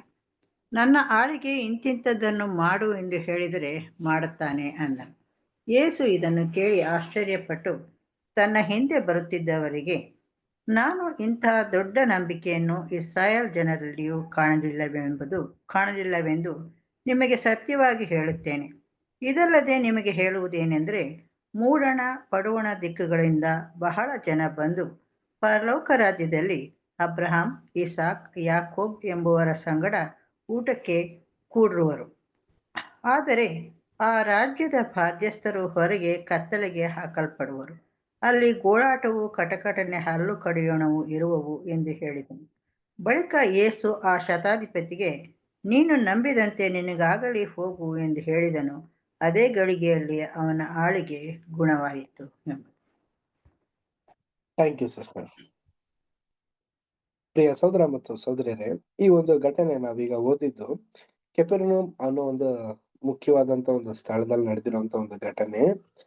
ನೋಡ್ಬೇಕಾದ್ರೆ ಸೈನ್ಯಾಧಿಪತಿಕಾರನಾಗಿರುವಂತ ಸೇವಕರನ್ನ ಗುಣಪಡಿಸಿರುವಂತ ಒಂದು ಸನ್ನಿವೇಶ. ಇದು ಯೇಸು ಕ್ರಿಸ್ತರು ಭೂಮಿಲಿದ್ದಾಗ ಶಿಷ್ಯಂದಿರ ಸಂಗಡ ಇರ್ಬೇಕಾದ್ರೆ ಹಲವಾರು ರೀತಿಯ ಒಂದು ಅದ್ಭುತ ಕಾರ್ಯಗಳನ್ನ ಮಾಡಿದ್ದಾರೆ. ಒಂದೊಂದು ಅದ್ಭುತ ಕಾರ್ಯಕ್ಕೂ ಒಂದೊಂದು ವಿಶೇಷಕರವಾದಂತ ಒಂದು ಪಾಠಗಳಿದೆ ಪ್ರಿಯರೇ. ಅದರಲ್ಲೂ ಈ ಒಂದು ಅದ್ಭುತ ಕಾರ್ಯದ ಒಂದು ವಿಶೇಷವಾದಂತ ಒಂದು ಪಾಠ ನಾವು ಯಾವ್ದಕ್ಕೆ ನಾವು ನೋಡ್ಬೋದು ಅಂತಂದ್ರೆ ಛಾಯೆ ಮತ್ತೆ ನಿಜ ಸ್ವರೂಪಕ್ಕೆ ಹೋಲಿಕೆ ಮಾಡಿ ನೋಡ್ಬೋದು. ನೋಡ್ಬೇಕಾದ್ರೆ ಇಲ್ಲೇ ಯೇಸು ಕ್ರಿಸ್ತರು ಏನ್ ಹೇಳ್ತಾ ಇದ್ದಾರೆ ಅಂತಂದ್ರೆ ಒಂದು ಈಗ ನಡೀತಿರುವಂತ ಒಂದು ಘಟನೆ, ಕ್ರಿಸ್ತನ ಒಂದು ಕಾಲಘಟ್ಟದಲ್ಲಿ ನಡೀತಿರುವಂತ ಒಂದು ಘಟನೆ, ತಂದೆಯ ದೇವರ ಒಂದು ಕಾಲಘಟ್ಟದಲ್ಲಿ ನಡೆದಿರುವಂತ ಒಂದು ಘಟನೆ ಬಗ್ಗೆ ಇಲ್ಲಿ ನಮ್ಗೆ ಪಾಠನ ತಿಳಿಸ್ತಾ ಇದ್ದಾರೆ ಪ್ರಿಯರೇ. ನಮ್ಗೆಲ್ಲ ಗೊತ್ತಿರೋ ಪ್ರಕಾರ ಕೆಪೆರ್ನೌಮ್ ಸ್ಥಳದಲ್ಲಿ ಒಬ್ಬ ಶತಾಧಿಪತಿ ಇದ್ದ. ಈ ಶತಾಧಿಪತಿ ಅಂತ ನಾವು ನೋಡ್ಬೇಕಾದ್ರೆ ಶತಾಧಿಪತಿ, ಶತ ಅಂದ್ರೆ ಎಷ್ಟು? 100. ಪಾಠ 100 ಜನಕ್ಕೆ ಈತನ ಏನಾಗಿದ್ದಾನೆ ಅಂತಂದ್ರೆ ಸಿಪಾಯಿ. 100 ಜನ ಸಿಪಾಯಿಗಳಿರ್ತಾರೆ. ಇವನು ಅಷ್ಟು ಜನನುವೆ ನೋಡ್ಕೊಳ್ಳುವಂತ ಮುಖ್ಯವಾದಂತ ಒಂದು ಸಿಪಾಯಿ, ಲೈಕ್ ಸೂಪರ್ವೈಸರ್ ಮತ್ತೆ ಎಂಪ್ಲಾಯೀಸ್ ಅಂತ ಹೇಳ್ತೀವಿಲ್ಲ, ಆ ರೀತಿ ಪ್ರಿಯರೇ. ಮ್ಯಾನೇಜರ್ ಮತ್ತೆ ಎಂಪ್ಲಾಯೀಸ್ ಅಂತಾನು ಕೂಡ ಕರಿಬಹುದು. ನೋಡಿ, ಈ ಒಂದು ವ್ಯಕ್ತಿ ಏನ್ ಮಾಡ್ತಾ ಇದ್ದಾನೆ ಅಂತಂದ್ರೆ ಆ ಒಂದು 100 ಶತಾಧಿಪತಿಗಳಲ್ಲಿ ಒಬ್ಬನಿಗೆ ಏನಾಗಿರತ್ತೆ ಅಂತಂದ್ರೆ 100 ಜನ ಇರ್ತಾರಲ್ಲ ಸೈನಿಕರಲ್ಲಿ, ಅದ್ರಲ್ಲಿ ಒಬ್ಬನಿಗೆ ಏನಾಗಿರುತ್ತೆ ಅಂದ್ರೆ ಹುಷಾರ್ ತಪ್ಪೊಟ್ಟಿರ್ತಾನಂತೆ. ತಪ್ಪಿ ಅವನ್ ಏನಾಗಿರ್ತಾನೆ ಈ ರೀತಿ ತೊಂದರೆಗಳಲ್ಲಿ ಇರ್ತಾನೆ. ಈತನ ಏನ್ ಮಾಡ್ತಾ ಇದ್ದಾನೆ ಅಂದ್ರೆ ಈತನೇ ಯೇಸು ಕ್ರಿಸ್ತರ ಬಳಿಗೆ ಹೋಗ್ಬಿಟ್ಟು, ನೋಡಿ ನೀವೇನ್ ಮಾಡಿ ಅಂತಂದ್ರೆ ನಮ್ಮ ಒಬ್ಬರನ್ನ ಗುಣಪಡಿಸ್ಬೇಕು ಈ ರೀತಿ ಅಂತ ಅನ್ಬಿಟ್ಟೆಲ್ಲ ಹೇಳ್ತಾನೆ. ಆಗ ಯೇಸು ಕ್ರಿಸ್ತರು ಏನ್ ಮಾಡ್ತಾರೆ ಅಂತಂದ್ರೆ ಓಕೆ ರೈಟ್ ಹೋಗೋಣ ಅಂತ ಅನ್ಬಿಟ್ಟು ಡಿಸೈಡ್ ಮಾಡ್ತಾರೆ. ಬಟ್ ಅವ್ರ ಏನ್ ಹೇಳ್ತಾರೆ, ನೀವ್ ಇಲ್ಲಿಂದಾನೇ ಹೇಳಿ ಅವ್ರು ಗುಣ ಆಗ್ಬಿಡ್ತಾರೆ ಅಂತ ಅನ್ಬಿಟ್ಟು ಆದ್ಮೇಲೆ ಟಾಪಿಕ್ ಚೇಂಜ್ ಆಗ್ಬಿಡುತ್ತೆ. ಅಲ್ಲೇನಾಗುತ್ತೆ ಅಂತಂದ್ರೆ ಯೇಸು ಕ್ರಿಸ್ತರು ಏನು ಕೇಳಿಲ್ಲ, ನಿನ್ ಬಗ್ಗೆ ಹೇಳಪ್ಪ, ಎಕ್ಸ್ಪ್ಲೈನ್ ಮಾಡು, ನೀನ್ ಯಾವ ರೀತಿ ವ್ಯಕ್ತಿ, ನಿನ್ ಹತ್ರ ಇರುವಂತ ಬೆಟಾಲಿಯಲ್ಲಿ ಯಾವ ರೀತಿ ಕೆಲಸ ಕಾರ್ಯಗಳು ನಡೆಯುತ್ತೆ ಅನ್ಬಿಟ್ಟು ಏನು ಕೇಳಿಲ್ಲ. ಈತನನ್ನೇ ಏನ್ ಹೇಳ್ತಾನೆ ಅಂತಂದ್ರೆ, ನೋಡಿ ಸರ್, ನನ್ನ ಹತ್ರ ತುಂಬಾ ಜನರು ಆ ಕೆಲ್ಸದವ್ರು ಇದಾರೆ. ಅವರಲ್ಲಿ ಯಾರಾದ್ರೂ ಒಬ್ಬರಿಗೆ ನಾನು ಏನಾದ್ರು ಒಂದು ಆರ್ಡರ್ ಕೊಟ್ರೆ ಅದನ್ನ ಮಾಡ್ತಾರೆ, ಹಿಂಗ್ ಮಾಡು ಅಂದ್ರೆ ಹಿಂಗ್ ಮಾಡ್ತಾರೆ, ಈ ರೀತಿ ಮಾಡು ಅಂದ್ರೆ ಈ ರೀತಿ ಮಾಡ್ತಾರೆ ಅನ್ಬಿಟ್ಟು ಎಕ್ಸ್ಪ್ಲನೇಷನ್ ಕೊಡ್ತಾರೆ. ಆಗ ಯೇಸು ಕ್ರಿಸ್ತರು ಏನ್ ಮಾಡ್ತಾರೆ ಅಂತಂದ್ರೆ ತಕ್ಷಣ ಪಾಸ್ಟ್ ಇರ್ಲಿಲ್ಲ, ಫ್ಯೂಚರ್ಗೆ ಒಂದು ಪ್ರವಾದನೆ ಒಂದು ಮಾತನ್ನ ಹೇಳ್ತಾ ಇದಾರೆ. ನೋಡಪ್ಪ, ನಿನ್ನ ಹತ್ರ ಇರುವಂತ ಜನಗಳೇ ನೋಡು ಎಷ್ಟೋ ದಂಡ್ರು, ಆದ್ರೆ ತಂದೆಯ ದೇವ್ರ ಬಳಿ ಇದ್ದಂತ ಮಕ್ಳುಗಳು ಅಂದ್ರೆ ಯಾರು ಇಸ್ರೇಲ್ ಜನರು, ಪ್ರಿಯ ಸಹೋದರ ಮತ್ತು ಸಹೋದರರೇ, ಅವರಲ್ಲೇ ಇಂಥ ನಂಬಿಕೆನ ಕಾಣ್ಲಿಲ್ಲ. ಏನ್ ಆರ್ಡರ್ ಕೊಟ್ರು ಕೂಡ ತಂದೆಯ ದೇವ್ರು ಅದನ್ನ ಮೀರಿ ನಡೆದ್ರೆ ಹೊರ್ತು ಅದ್ರ ಪ್ರಕಾರ ನಡ್ಕೊಂಡು ಹೋಗ್ಲೇ ಇಲ್ಲ ಅನ್ಬಿಟ್ಟೇನೆ ಈ ಒಂದು ಪಾಯಿಂಟ್ ನ ನಮ್ಗೆ ಎಕ್ಸ್ಪ್ಲನೇಷನ್ ಮಾಡ್ತಾರೆ ಪ್ರಿಯ ಸಹೋದರ ಮತ್ತು ಸಹೋದರರೇ. ಅದ್ರಲ್ಲೂ ಕೂಡ ಕೆಲವೊಂದು ಪಾಯಿಂಟ್ ಗಳನ್ನು ಕೂಡ ಹೇಳ್ತಾರೆ. ಆ ರಾಜ್ಯದ ಬಾಧ್ಯಸ್ಥರು ಏನಾಗ್ತಾರೆ ಅಂತಂದ್ರೆ ಕತ್ತಲೆಗೆ ಹಾಯಲ್ಪಡುವರು, ಅಲ್ಲಿ ಗೋಳಾಟವು ಕಟಕಟ ಹಲ್ಲು ಕಡಿಯೋಣವು ಇರುವುದು ಎಂದು ಹೇಳಿದನು ಅನ್ಬಿಟ್ಟು ಹೇಳ್ತಾ ಇದಾರೆ. ಏನಿದು ಗೋಳಾಟ, ಏನಿದು ಕಟಕಟನೆ ಹಲ್ಲು ಕಡಿಯುವುದು ಅಂತ ನಾವು ನೋಡ್ಬೇಕಾದ್ರೆ ಪ್ರಿಯರೇ, ಇದು ರಿಯಲಿಟಿಕ್ ಅಂದ್ರೆ ಸ್ಕ್ರಿಪ್ಚರ್ಸ್ ಪ್ರಕಾರ ನಾವು ನೋಡೋದಾದ್ರೆ ಇದು ಯಾವುದೇ ಒಂದು ಸನ್ನಿವೇಶದ ಬಗ್ಗೆ ಮಾತಾಡ್ತಿರೋದಲ್ಲ. ಇದು ಸ್ಪಷ್ಟನೆ ಇಲ್ಲದೆ ಇರುವಂತ ಒಂದು ವಿಚಾರದ ಬಗ್ಗೆ ಇಲ್ಲಿ ನಮಗೆ ಸ್ಕ್ರಿಪ್ಚರ್ಸ್ ನ ಹೇಳ್ತಾ ಇರೋದು. ಸೊ ನಾವು ಇದರದೇನೆ ಸ್ಟಡೀಸ್ ನ ನಮ್ಗೆ ಲೂಕಲ್ಲೂ ಕೂಡ ಹೇಳ್ತಾರೆ ನೋಡಿ. ಲೂಕ 7ನೇ ಅಧ್ಯಾಯ 1ರಿಂದ 17ನೇ ವಚನದವರೆಗೆ. ಯಾರ ಬಳಿ ಆದ್ರೂ ಬೈಬಲ್ ಇದ್ರೆ ಬೈಬಲ್ ಅಲ್ಲಿ ಓದ್ತೀರಾ? Okay brother.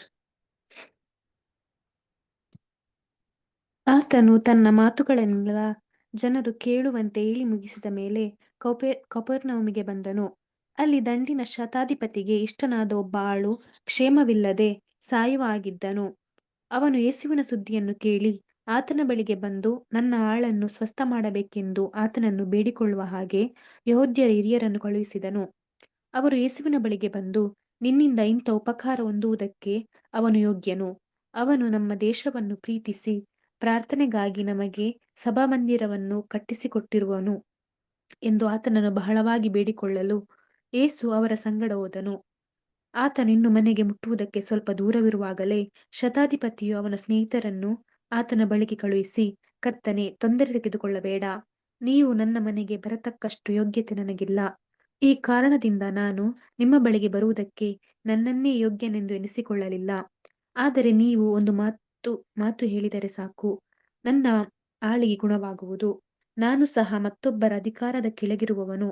ನನ್ನ ಕೈ ಕೆಳಗೆ ಸಿಪಾಯಿಗಳಿದ್ದಾರೆ.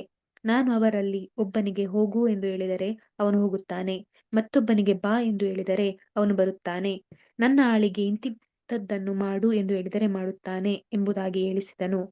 ಯೇಸು ಈ ಮಾತನ್ನು ಕೇಳಿ ಅವನ ವಿಷಯದಲ್ಲಿ ಆಶ್ಚರ್ಯಪಟ್ಟು ತನ್ನ ಹಿಂದೆ ಬರುತ್ತಿರುವ ಗುಂಪನ್ನು ನೋಡಿ, ನಾನು ಇಂಥ ದೊಡ್ಡ ನಂಬಿಕೆಯನ್ನು ಇಸ್ರಾಯೇಲ್ ಜನರಲ್ಲೂ ಕಾಣಲಿಲ್ಲವೆಂದು ನಿಮಗೆ ಹೇಳುತ್ತೇನೆ ಅಂದನು.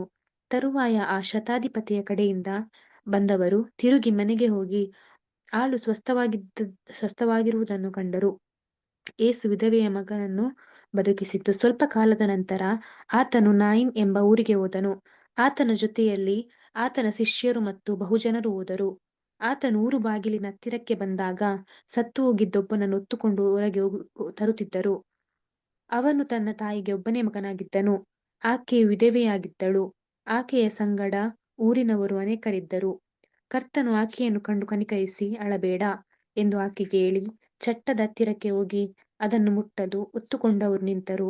ಆಗ ಆತನು, ಯೌವನಸ್ಥನೇ, ಏಳು ಎಂದು ನಿನಗೆ ಹೇಳುತ್ತೇನೆ ಅಂದನು. ಅನ್ನುತ್ತಲೇ ಸತ್ತಿದ್ದವನು ಎದ್ದು ಕುಳಿತುಕೊಂಡು ಮಾತನಾಡುವುದಕ್ಕೆ ತೊಡಗಿದನು. ಯೇಸು ಅವನನ್ನು ಅವನ ತಾಯಿಗೆ ಒಪ್ಪಿಸಿದನು. ಎಲ್ಲರೂ ಭಯಹಿಡಿದವರಾಗಿ, ಮಹಾಪ್ರವಾದಿಯು ನಮ್ಮಲ್ಲಿ ಎದ್ದಿದ್ದಾನೆ, ದೇವರು ತನ್ನ ಜನರನ್ನು ಸಂದರ್ಶಿಸಲು ಬಂದಿದ್ದಾನೆ ಎಂದು ದೇವರನ್ನು ಕೊಂಡಾಡಿದರು. ಈ ಸುದ್ದಿಯು ಯೂದಾಯದಲ್ಲಿಯೂ ಸುತ್ತಲಿರುವ ಎಲ್ಲ ಪ್ರಾಂತ್ಯದಲ್ಲಿಯೂ ಹಬ್ಬಿತು. Thank you brother. Thank you sister. ಪ್ರಿಯ ಸಹೋದರ ಮತ್ತು ಸಹೋದರರೇ, ಈಗ ಮ್ಯಾಥ್ಯೂ ಒಂದು ರೀತಿ ಹೇಳ್ತಾ ಇದಾರೆ, ಲೂಕ್ ಕೂಡ ಇನ್ನೊಂದು ರೀತಿ ಹೇಳ್ತಾ ಇದಾರೆ. ಏನು ಬೇರೆ ಬೇರೆ ರೀತಿ ಅಂತ ಅಲ್ಲ ಪ್ರಿಯ ಸಹೋದರ ಮತ್ತು ಸಹೋದರರೇ, ಸನ್ನಿವೇಶನ ಇಲ್ಲಿ ಡಿವೈಡ್ ಮಾಡ್ತಾ ಇದ್ದಾರೆ ನೋಡಿ. ಮೊದಲನೇದಾಗಿ ಇಲ್ಲಿ ಈ ಒಂದು ಶತಾಧಿಪತಿನೇ ಹೋಗಿ ವಿಸಿಟ್ ಮಾಡಿದ್ನ ಅಂದ್ರೆ ಇಲ್ಲ ಪ್ರಿಯರೇ. ಇವನಲ್ಲಿರುವಂತ ಪ್ರಮುಖವಾಗಿರುವಂತ ಒಂದು ಯಹೂದಿಗಳನ್ನ ಕಳ್ಸಿದ್ದಾರೆ. ಅಂದ್ರೆ ವಿಶೇಷವಾದಂತ ರೀತಿಯಲ್ಲಿ ಹೇಳ್ಬೇಕಾದ್ರೆ ಪ್ರಿಯ ಸಹೋದರ ಮತ್ತು ಸಹೋದರಿಯರೇ, ಇವನ ಹತ್ರನೇ ಇರುವಂತ ಒಂದು ಮುಖ್ಯವಾದಂತ ಒಂದು ಜನರನ್ನ ಕಳ್ಸಿದ್ದಾರೆ. ಕಳ್ಸಾದ್ಮೇಲೆ ಅವ್ರ ಸಂಗಡ ಯೇಸು ಕ್ರಿಸ್ತರು ಸ್ವಲ್ಪ ದೂರ ಹೊರಟಾದ ನಂತರ ಏನ್ ಮಾಡ್ತಾನೆ, ಈತನೇ ಬಂದ್ಬಿಡ್ತಿದ್ದಾನೆ. ಬಂದ್ಬಿಟ್ಟು ನನ್ನ ತುಂಬಾ ಇಷ್ಟಕರವಾದಂತ ಒಬ್ಬ ಆಳು, ಇವನ್ನ ನೀವೇ ಹೇಗಾದ್ರೂ ಮಾಡಿ ಹುಷಾರ್ ಮಾಡ್ಬೇಕು ಅನ್ನೋ ರೀತಿ ಬಂದು ಇಲ್ಲಿ ರಿಕ್ವೆಸ್ಟ್ ಮಾಡ್ಕೊಂತ ಇದ್ದಾನೆ ಪ್ರಿಯರೇ. ಹಾಗೇನೆ ಯೇಸು ಕ್ರಿಸ್ತರು ಕೂಡ ಗುಣ ಆಗ್ತಾರೆ ಹೊರಡುವಂತ ತಕ್ಷಣ ಇವ್ರು ಹೊರಟಾದ್ಮೇಲೆ ಆತನು ಗುಣ ಆಗಿ ನಿಂತಿದ್ನಂತೆ.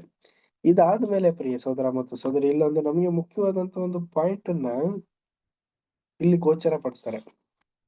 ಏನದು ಪಾಯಿಂಟ್ ಅಂತ ನಾವು ನೋಡ್ಬೇಕಾದ್ರೆ, ಈ ಒಂದು ಪಾಯಿಂಟ್ ಅನ್ನ ನಾವು ಸ್ಟಡಿ ಮಾಡ್ಬೇಕಾದ್ರೆ ಈ ಒಬ್ಬ ಆಳು ತೀರ್ಕೊಬಿಟ್ಟಿದ್ನ ಅಂತ ಅನ್ಬಿಟ್ಟು ಕೆಲವೊಂದು ಹೇಳ್ತಾರೆ. ಇಲ್ಲ ಪ್ರಿಯರೇ, ಈ ತರ ವ್ಯಕ್ತಿ ಯಾವುದೇ ಕಾರಣಕ್ಕೂ ಅನಾರೋಗ್ಯದಲ್ಲಿ ಒಳಗಾಗಿದ್ದ ಹೊರತು ಇವನ ಒಂದು ಮರಣದ ಒಂದು ಅಸ್ಥಿವಾರಕ್ಕೆ ಹೋಗಿರ್ಲಿಲ್ಲ.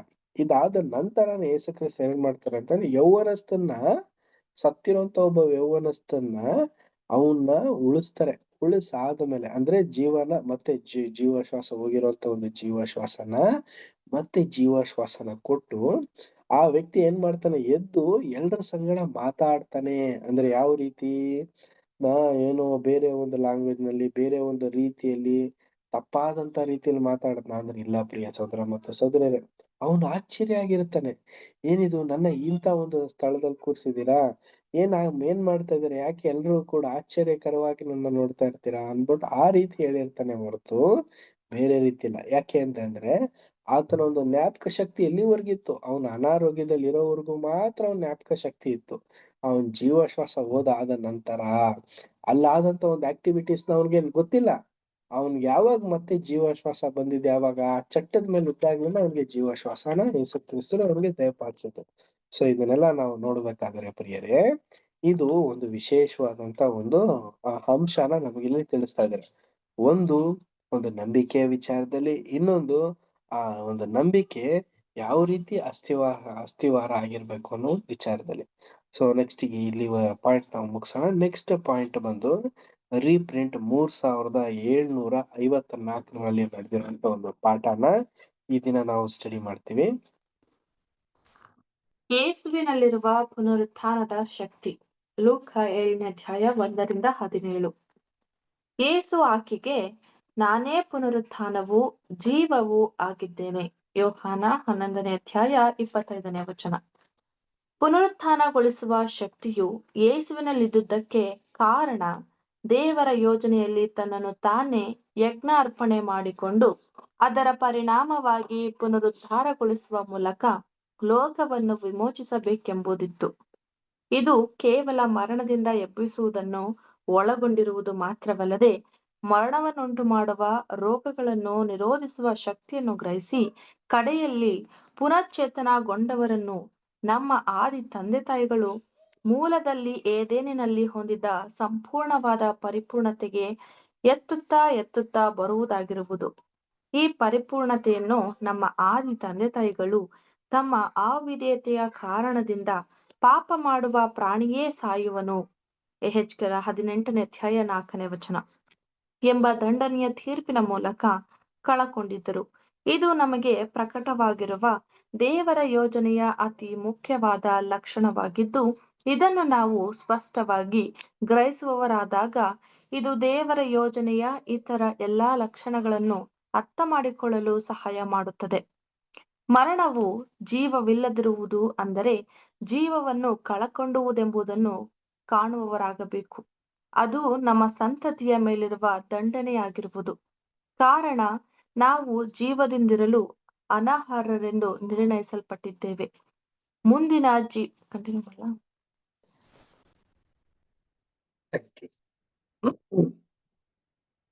ಪ್ರಿಯ ಸಹೋದರ ಮತ್ತು ಸಹೋದರರೇ, ಈ ದಿನ ನಾವು ವಿಶೇಷವಾದಂತ ಒಂದು ಹೊಸದಾದಂತ ಒಂದು ಪಾಠನ ನಾವು ನೋಡ್ತಾ ಇದ್ದೀವಿ. ಯೇಸುವಿನಲ್ಲಿರುವ ಪುನರುತ್ಥಾನ ಶಕ್ತಿ. ಸೊ ಜೀಸಸ್ ಕ್ರೈಸ್ಟ್ ನಲ್ಲಿ ಇರುವಂತ ಒಂದು ವಿಶೇಷವಾದಂತ ಒಂದು ಶಕ್ತಿ ಬಗ್ಗೆ ಈ ದಿನ ನಾವು ಸ್ಟಡಿ ಮಾಡ್ತಾ ಇದ್ದೇವೆ. ಅದೇ ಯಾವ ಒಂದು ಶಕ್ತಿ ಅಂದ್ರೆ ಪುನರುತ್ಥಾನ. ಸತ್ತಂತ ವ್ಯಕ್ತಿ, ಜೀವಶ್ವಾಸನ ಕಳ್ಕೊಂಡಂತ ವ್ಯಕ್ತಿ, ಆ ಜೀವಶ್ವಾಸ ತಂದೆಯ ದೇವರ ಬಳಿ ಇರುವಂತ ಒಂದು ಜೀವಶ್ವಾಸನ ಆ ಯೇಸು ಕ್ರಿಸ್ತರ ಒಂದು ಅಪ್ಪಣೆಯಿಂದ ಮತ್ತೆ ಅದು ಅದೇ ಒಂದು ವ್ಯಕ್ತಿಗೆ ಬರುವಂತ ಒಂದು ಶಕ್ತಿನೇ ಏನು ಅಂತ ನಾವು ನೋಡ್ಬೇಕಾ, ಪುನರುತ್ಥಾನ. ಪ್ರಿಯರೇ,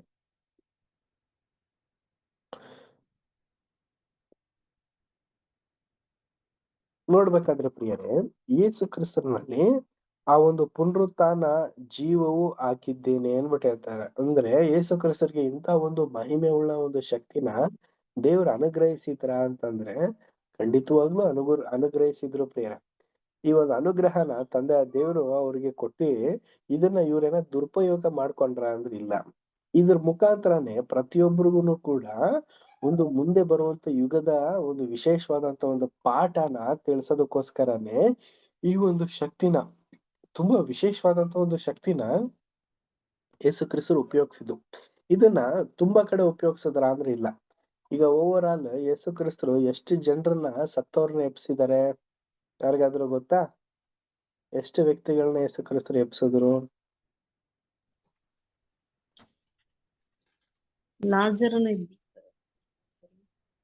ಲಾಜರ್ ಅನ್ಸೊಬ್ಬರನ್ನ, ಆಮೇಲೆ ಮತ್ತೆ ಇನ್ನೊಂದು ಯವನಸ್ಥ ಹುಡುಗನ ಎಬ್ಬಿಸ್ತಾರೆ. ಒಬ್ಬ ಯವನಸ್ಥ ಹುಡುಗನ. ನೆಕ್ಸ್ಟ್ ಇನ್ಯಾರನ್ನ ಎಬ್ಬಿಸ್ತಾರೆ? 12 ವರ್ಷದಲ್ಲಿ ಹುಡುಗಿ 12 ವರ್ಷದ ಹುಡುಗಿ ತಪಸ್ಸ ಅನ್ನೋ ಒಬ್ಬರನ್ನ. ನೆಕ್ಸ್ಟ್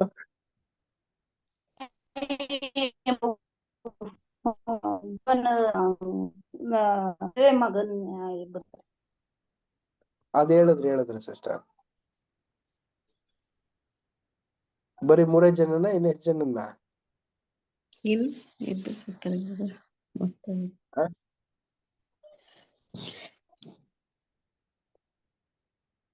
ಎಷ್ಟು ಜನನ ಎಬ್ಸಿದ್ದಾರೆ?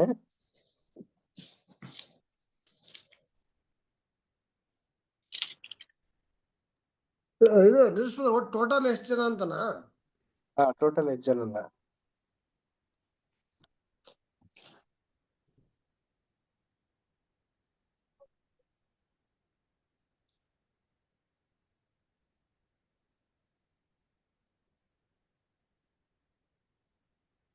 4 ಜನ ಇರ್ಬೋದು ಅನಿಸುತ್ತದೆ ನನಗೆ. ಮೋಸ್ಟ್ಲಿ ರೋಗ ವಾಸಿ ಮಾಡೋದ್ ಬಿಟ್ಟು ಸತ್ತರ ಎಬ್ಬಿಸಿದ್ರೆ 4 ಜನ ಇರ್ಬೋದು ಅಂತ ಬೈಬಲ್.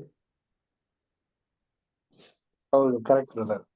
ಸೊ ಪ್ರಿಯ ಸಹೋದರ ಮತ್ತು ಸಹೋದರಿಯರೇ, ಒಟ್ಟು ಯೇಸು ಕ್ರಿಸ್ತರು 4 ಜನರನ್ನ ಎಬ್ಸಿರುವಂತ ಒಂದು ಸಾಧ್ಯತೆ ನಾವು ನೋಡ್ತೀವಿ. ಇನ್ನು ಹಲವಾರು ಜನರು ಎಬ್ಸಿದಾರ ಅಂತಂದ್ರೆ ನಮಗ್ ಗೊತ್ತಿಲ್ಲ. ನಮಗೆ ಸತ್ಯವೇದದಲ್ಲಿ ಕೊಟ್ಟಿರುವಂತ ಒಂದು ಅಂಶ ಇಷ್ಟೇನೆ. ಇನ್ನು ಮುಂದೆ ಎಲ್ಲ ಏನೋ ಇತ್ತು ಅಂತಂದ್ರೆ ಏನೋ ಬರ್ದಿರೋರು, ಇನ್ನು ಇಲ್ಲ ಅಂತಂದ್ರೆ ಬರ್ದಿಲ್ಲ. ಬಟ್ ನಮ್ಗೆ ಇದ್ರಲ್ಲಿ ಏನು ಒಂದು ಆತ್ಮಿಕವಾದಂತ ಒಂದು ಪಾಠ ಅಂತಂದ್ರೆ, ಒಂದು ಕ್ರಿಸ್ತನ ಒಂದು ಜೀವಿತದಲ್ಲಿ ಕ್ರಿಸ್ತನ್ನ ಅಂತಿರುವಂತ ಒಂದು ನಿಜವಾದಂತ ಒಬ್ಬ ಮಕ್ಕಳನ್ನ ಒಂದರಲ್ಲಿ ಇರುವಂತ ಒಂದು ಲಕ್ಷಣಗಳ ಬಗ್ಗೆ ಇಲ್ಲಿ ಒಂದು ಪಾಠ ಆಗಿರುತ್ತೆ. ಇದು ಯಾವ ರೀತಿ ಪುನರುತ್ಥಾನ, ಈಗ ಲಾಜರಸ್ ಸ್ಟೇಜಸ್ ಆಗ್ಲಿ, ಯೌವನ ಒಂದು ಹುಡುಗಂದೇ ಆಗ್ಲಿ, ಚಿಕ್ಕ ಮಗಳು ಆದಂತ ಆ ಒಂದು ವ್ಯಕ್ತಿಗಳನ್ನೇ ಆಗ್ಲಿ ನಾವು ನೋಡ್ಬೇಕಾದ್ರೆ ಎಲ್ರದ್ದು ಏನಾಗಿತ್ತು ಅಂತಂದ್ರೆ ಇನ್ನು ಬದುಕಿ ತೋರ್ಸುವಂತ ಒಂದು ಸನ್ನಿವೇಶಗಳಲ್ಲಿ ಇದ್ರು. ಅಂತವ್ರನ್ನ ಯೇಸು ಕ್ರಿಸ್ತರು ಮತ್ತೆ ಯಾಕೆ ಎಬ್ಸಿದ್ರು ಅಂತಂದ್ರೆ, ಒಂದು ಪುನರುತ್ಥಾನ ಶಕ್ತಿ ನನ್ನಲ್ಲಿ ಇದೆ ಅನ್ಬಿಟ್ಟು. ಅಂದ್ರೆ ನೆಕ್ಸ್ಟ್ ಯೇಸು ಕ್ರಿಸ್ತರು ಈ ಒಂದು ಜಯಶಾಲಿಯಾಗಿ ಬಂದಾದ್ಮೇಲೆ, ಅಮರತ್ವ ಪದವಿನ ಒಂದಾದ ನಂತರ ಇಡೀ ಲೋಕಕ್ಕೆ ಎಲ್ರನ್ನೂ ಕೂಡ ಪುನರುತ್ಥಾನ ಮಾಡುವಂತ ಒಂದು ಶಕ್ತಿ ಕ್ರಿಸ್ತನ್ ಬಳಿ ಇದೆ ಅನ್ಬಿಟ್ಟು ತೋರ್ಸೋದಕ್ಕೋಸ್ಕರನೇ ಇಲ್ಲಿ ಜಸ್ಟ್ ತುಳುಕ್ನ ನಮ್ಮಲ್ಲಿ ತೋರ್ಸಿರೋದು ಪ್ರಿಯರೇ. ಮುಂದೆ ಬರುವಂತ ದಿನಗಳಲ್ಲಿ ಖಂಡಿತವಾಗ್ಲೂ ನಾವು ನೋಡ್ಬೇಕಾದ್ರೆ ಸಭೆ ಎತ್ತಲ್ಪಟ್ಟಾದ ನಂತರ ಮಹಾಸಮೂಹ ಆ ಒಂದು ಶೋಧನೆಗೆ ಒಳಪಟ್ಟ ನಂತರ ಇಡೀ ಲೋಕದಲ್ಲಿರುವಂತ ಎಲ್ಲಾ ಕಡೆಯಿಂದ, ಅಂದ್ರೆ ಯಾವ ರೀತಿ ಪಿತೃಗಳು, ಅದಾದ್ಮೇಲೆ ಇನ್ನು ನಾವು ನೋಡ್ಬೇಕಾದ್ರೆ ಒಂದು 1,44,000 ಸದಸ್ಯರುಗಳು, ಮಹಾಸಮೂಹದಲ್ಲಿರುವಂತ ಜನರುಗಳು ಮತ್ತೆ ಲೋಕ, ಇವೆಲ್ಲಾನು ಕೂಡ ಪುನರುತ್ಥಾನ ಆಗಿ ಇದನ್ನೆಲ್ಲ ಮಾಡುವಂತ ಹಂತ ಯಾರ್ದು ಅಂದ್ರೆ ಯೇಸು ಕ್ರಿಸ್ತರಲ್ಲೇ. ಇದನ್ನೇ ಎಜಿಕೇಲ ಗ್ರಂಥ 18ನೇ ಅಧ್ಯಾಯ ಪೂರ್ತಿ ನಾವು ಓದಾಗ್ಲೂ ಹೇಳೋದು ನೋಡಿ. ಪಾಪ ಮಾಡುವ ಪ್ರಾಣಿಯು ಸಾಯುವನು ಅಂದ್ರೆ, ಈಗ ಪ್ರಾಣಿನೇ ಆಗ್ಲಿ ಮನುಷ್ಯನೇ ಆಗ್ಲಿ ಎರಡೂ ಕೂಡ ಯಾವ್ದಕ್ಕೆ ಹೋಲಿಕೆ ಮಾಡಿದಾರೆ ಅಂತಂದ್ರೆ ಒಂದು ವಸ್ತುಗೆ ಹೋಲಿಕೆ ಮಾಡೋ ರೀತಿನೇ ಹೇಳ್ತಾ ಇದಾರೆ. ಅಂದ್ರೆ ವರ್ಬ್ ಮತ್ತೆ ಡಿಸ್ವರ್ಬ್ ಅಂತ ಹೇಳ್ತೀವಲ್ಲ, ಆ ರೀತಿನೇ ಒಂದು ವಸ್ತುವಿಗೆ ಹೋಲಿಕೆ ಮಾಡ್ತಾ ಇದಾರೆ. ಈಗ ಪಾಪ ಮಾಡುವಂತ ಪ್ರಾಣಿ ಅಂದ್ರೆ ಯಾವ್ದು? ಮನುಷ್ಯ ಪ್ರಾಣಿನೇ ಪ್ರಿಯರೇ. ಆ ಒಂದು ದಂಡನೆನ, ತೀರ್ಪನ್ನ ಮುಖಾಂತರ ಅವ್ರು ಏನ್ ಮಾಡ್ತಾರೆ ಅಂದ್ರೆ ಮರಣನ ಕಷ್ಟ ಸಂಕಟಗಳನ್ನೆಲ್ಲ ಅನುಭವಿಸಿ, ತುಂಬಾ ಒಂದು ಶೋಧನೆಗಳನ್ನ ಅನುಭವಿಸಿ ಆ ಒಂದು ಮರಣದ ಹಂತಕ್ಕೆ ಹೋಗಿ ಮರಣನ ಅನುಭವಿಸ್ತಾರೆ. ಮತ್ತೆ ಯೇಸು ಕ್ರಿಸ್ತರು ಏನ್ ಮಾಡ್ತಾರೆ ಅಂತಂದ್ರೆ, ಕ್ರಿಸ್ತನ ಒಂದು ಯುಗದಲ್ಲಿ ಅವ್ರನ್ನ ಪುನರುತ್ಥಾನ ಮಾಡ್ತಾರೆ. ಆ ಒಂದು ಪುನರುತ್ಥಾನ ಒಂದಾಗಿರುವಂತ ವ್ಯಕ್ತಿಗಳಲ್ಲಿ ಆಗುವಂತ ಜೀವನದ ಒಂದು ಅನುಗುಣವನ್ನೇ ಮುಂದಿನ ಒಂದು ಪ್ಯಾರದಲ್ಲಿ ಹೇಳ್ತಾರೆ ನೋಡಿ. ಮುಂದಿನ ಜೀವಿತದ ಉಲ್ಲಾಸದಿಂದ ಯಾವ ರೀತಿ ಇರುತ್ತೆ ಅನ್ಬಿಟ್ಟು ಹೇಳ್ತಾರೆ ನೋಡಿ. Next para. ಮುಂದಿನ ಜೀವಿತದ ಉಲ್ಲೇಖನಗಳಲ್ಲಿ ನಮ್ಮ ಮೇಲಿರುವ ಆದಿ ತಂದೆ ತಾಯಿಗಳ ಮೂಲ ಪಾಪದ ದೆಸೆಯಿಂದ ಬಂದ ಶಾಪ ಅಥವಾ ದಂಡನೆಯ ತೀರ್ಪಿನಿಂದ ವಿಮೋಚಿಸುವುದು ಅಡಕವಾಗಿರುವುದು. ಈ ಋಣವನ್ನು ಅಥವಾ ತೀರ್ಪನ್ನು ರದ್ದುಪಡಿಸುವುದರಿಂದ ಮಾನವ ಕುಲವು ಪುನಶ್ಚೇತನ ಅಥವಾ ಪುನರುದ್ಧಾರವಾಗುವುದಿಲ್ಲವಾದರೂ ಮನುಷ್ಯನು ಕಳಕೊಂಡದ್ದನ್ನು ಪುನರ್ವಶಪಡಿಸಲು ಇದ್ದ ನ್ಯಾಯವಿಧಿಯ ಅಡ್ಡಗೋಡೆಯನ್ನು ತೆರವು ಮಾಡುವುದು. ಆದುದರಿಂದ ನಮ್ಮ ರಕ್ಷಕನ ಕಾರ್ಯವು ಮುಂದುವರಿಯಬೇಕಾಗಿರುವುದು. ಮೊದಲನೆಯದಾಗಿ ಅದು ಒಂದು ವಿಮೋಚನಾ ಕಾರ್ಯವಾಗಿರುವುದು. ಆತನ ಮೊದಲನೆಯ ಬರುವಿಕೆಯಲ್ಲಿ ಆ ವಿಮೋಚನೆಯ ನೆರವೇರಲ್ಪಟ್ಟಿರುವುದಾದರೂ ಆತನು ಈ ಸುವಾರ್ಥ ಯುಗವನ್ನು ವಿಮೋಚಿಸಲ್ಪಟ್ಟ ಕೆಲವರನ್ನು ಸಹ ತನ್ನ ದೇಹದ ಅಂಗಾಂಗಗಳಾಗಿ, ಅಂದರೆ ತನ್ನ ಮೊದಲಗಿತ್ತಿಯಾಗಿ, ತನ್ನ ಸಭೆಯನ್ನಾಗಿ ಅಂಗೀಕರಿಸುವುದಕ್ಕೆ ಉಪಯೋಗಿಸಿಕೊಂಡಿರುವನು.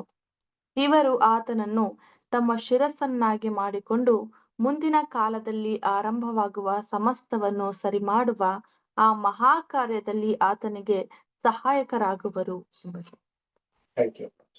ನೋಡಿ ಸಹೋದರ ಮತ್ತು ಸಹೋದರಿಯರೇ, ಯೇಸು ಕ್ರಿಸ್ತರು ಏನ್ ಮಾಡ್ತಾ ಇದಾರೆ ಅಂತಂದ್ರೆ ಪುನರುತ್ಥಾನನ ಮಾಡಿದ್ರು ಭೂಲೋಕದಲ್ಲಿ ಇದ್ದಾದ್ಮೇಲೆ. ನೆಕ್ಸ್ಟ್ ಯಾವ ರೀತಿ ಮಾಡ್ತಾರೆ? 4 ಸ್ಟೇಜಸ್ ಅಲ್ಲಿ ಪುನರುತ್ಥಾನಗಳನ್ನ ಮಾಡ್ತಾರೆ. ಮೊದಲನೇದು ಪಿತೃಗಳು, ಅದಾದ್ಮೇಲೆ ನಾವು ನೋಡ್ಬೇಕಾದ್ರೆ ಲೋಕ, ಎರಡನೇದ ಆರ್ಡರ್ ವೈಸ್ ನಾವು ನೋಡ್ಬಿಡೋಣ. ಮೊದಲನೇದಾಗಿ ಪಿತೃಗಳು, 1,44,000 ಸದಸ್ಯರುಗಳು, ಮಹಾಸಮೂಹ, ಲೋಕ. ನೋಡಿ, ಯೇಸು ಕ್ರಿಸ್ತರು ಭೂಲೋಕದಲ್ಲಿ ಇದ್ದಾಗ್ಲೂ ಕೂಡ 4 ಜನರನ್ನ ಏನ್ ಮಾಡಿದ್ರು, ಮತ್ತೆ ಜೀವಶ್ವಾಸನ ಕೊಟ್ರು. ಇಲ್ಲೂ ಕೂಡ 4 ವರ್ಗದಲ್ಲಿರುವಂತ ಜನರುಗಳಿಗೆ ಮತ್ತೆ ಜೀವಿಸುವಂತ ಒಂದು ಅವಕಾಶಗಳನ್ನ ಕೊಡ್ತಾರೆ. ಇದು ಕೊಟ್ಟಾದ್ಮೇಲೆ ಇದಾದ್ಮೇಲೆ ಏನ್ ಮಾಡ್ತಾರೆ ಯೇಸು ಕ್ರಿಸ್ತರು, ಇಡೀ ಲೋಕದಲ್ಲಿರುವಂತ ಎಲ್ಲಾ ಜನಗಳಿಗೂ ಕೂಡ ನೋಡಿ, ಎಲ್ರು ಕೂಡ ಇದು ಒಂದು ವಿಶೇಷವಾದಂತ ಒಂದು ಪಾಠನೇ. ನೋಡ್ಬೇಕಾದ್ರೆ ಇದು ಎವ್ರಿ ಸಂಡೇ ಸರ್ವಿಸ್ ಅಲ್ಲೂ ಕೂಡ ಕೆಲವೊಂದು ಬ್ರದರ್ಸ್ ಟಾಪಿಕ್ ನ ಇದನ್ನ ಮಾತಾಡಿರ್ತಾರೆ. ಯೇಸು ಕ್ರಿಸ್ತರು ಎಷ್ಟು ಜನ ಪುನರುತ್ಥಾನ ಮಾಡಿದ್ರು, ಆ ಒಂದು ಪುನರುತ್ಥಾನ ಯಾವುದಕ್ಕೆ ಹೋಲಿಕೆ, ಇದು ಒಂದು ಛಾಯೆ, ಮತ್ತೆ ನಿಜ ಸ್ವರೂಪದ ಒಂದು ಪಾಠಕ್ಕೆ ಹೋಲಿಕೆ ಅನ್ಬಿಟ್ಟೆಲ್ಲ ಮಾಡಿರ್ತಾರೆ, ಕೇಳಿದ್ರೆ ಈ ಪಾಠಗಳನ್ನ.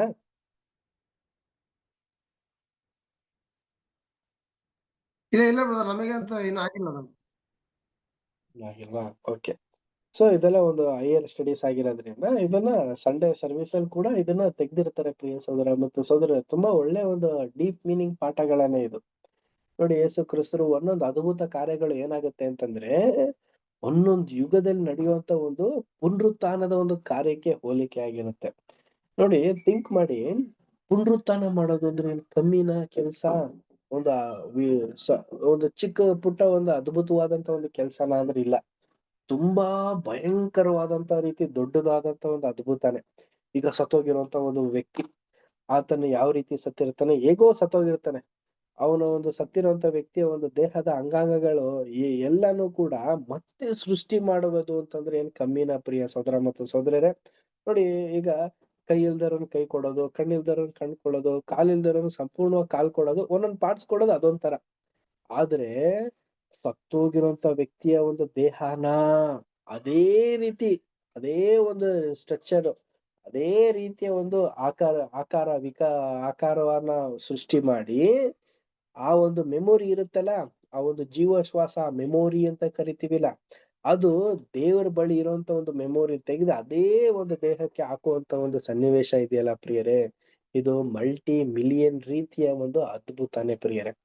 ಇದು ವಿಶೇಷವಾದಂತ ಒಂದು ಶಕ್ತಿನ ತಂದೆಯಾದ ದೇವರು ಯೇಸು ಕ್ರಿಸ್ತರು ಕೊಟ್ಟಿದ್ರು.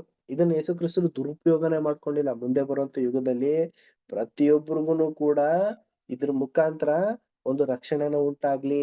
ಯೋಹಾನ 3:16 ನಾವು ನೋಡ್ತೀವಿಲ್ಲ, ದೇವರು ಲೋಕದ ಮೇಲೆ ಎಷ್ಟೋ ಪ್ರೀತಿಯನ್ನಿಟ್ಟು ತನ್ನೊಬ್ಬನೇ ಮಗನನ್ನ ಕೊಟ್ಟ, ಆತ ನಮ್ಮವನೊಬ್ಬನೂ ಕೂಡ ನಾಶ ಆಗದೆ ಪ್ರತಿಯೊಬ್ಬನು ಕೂಡ ಏನ್ ಪಡಿಬೇಕಂತೆ?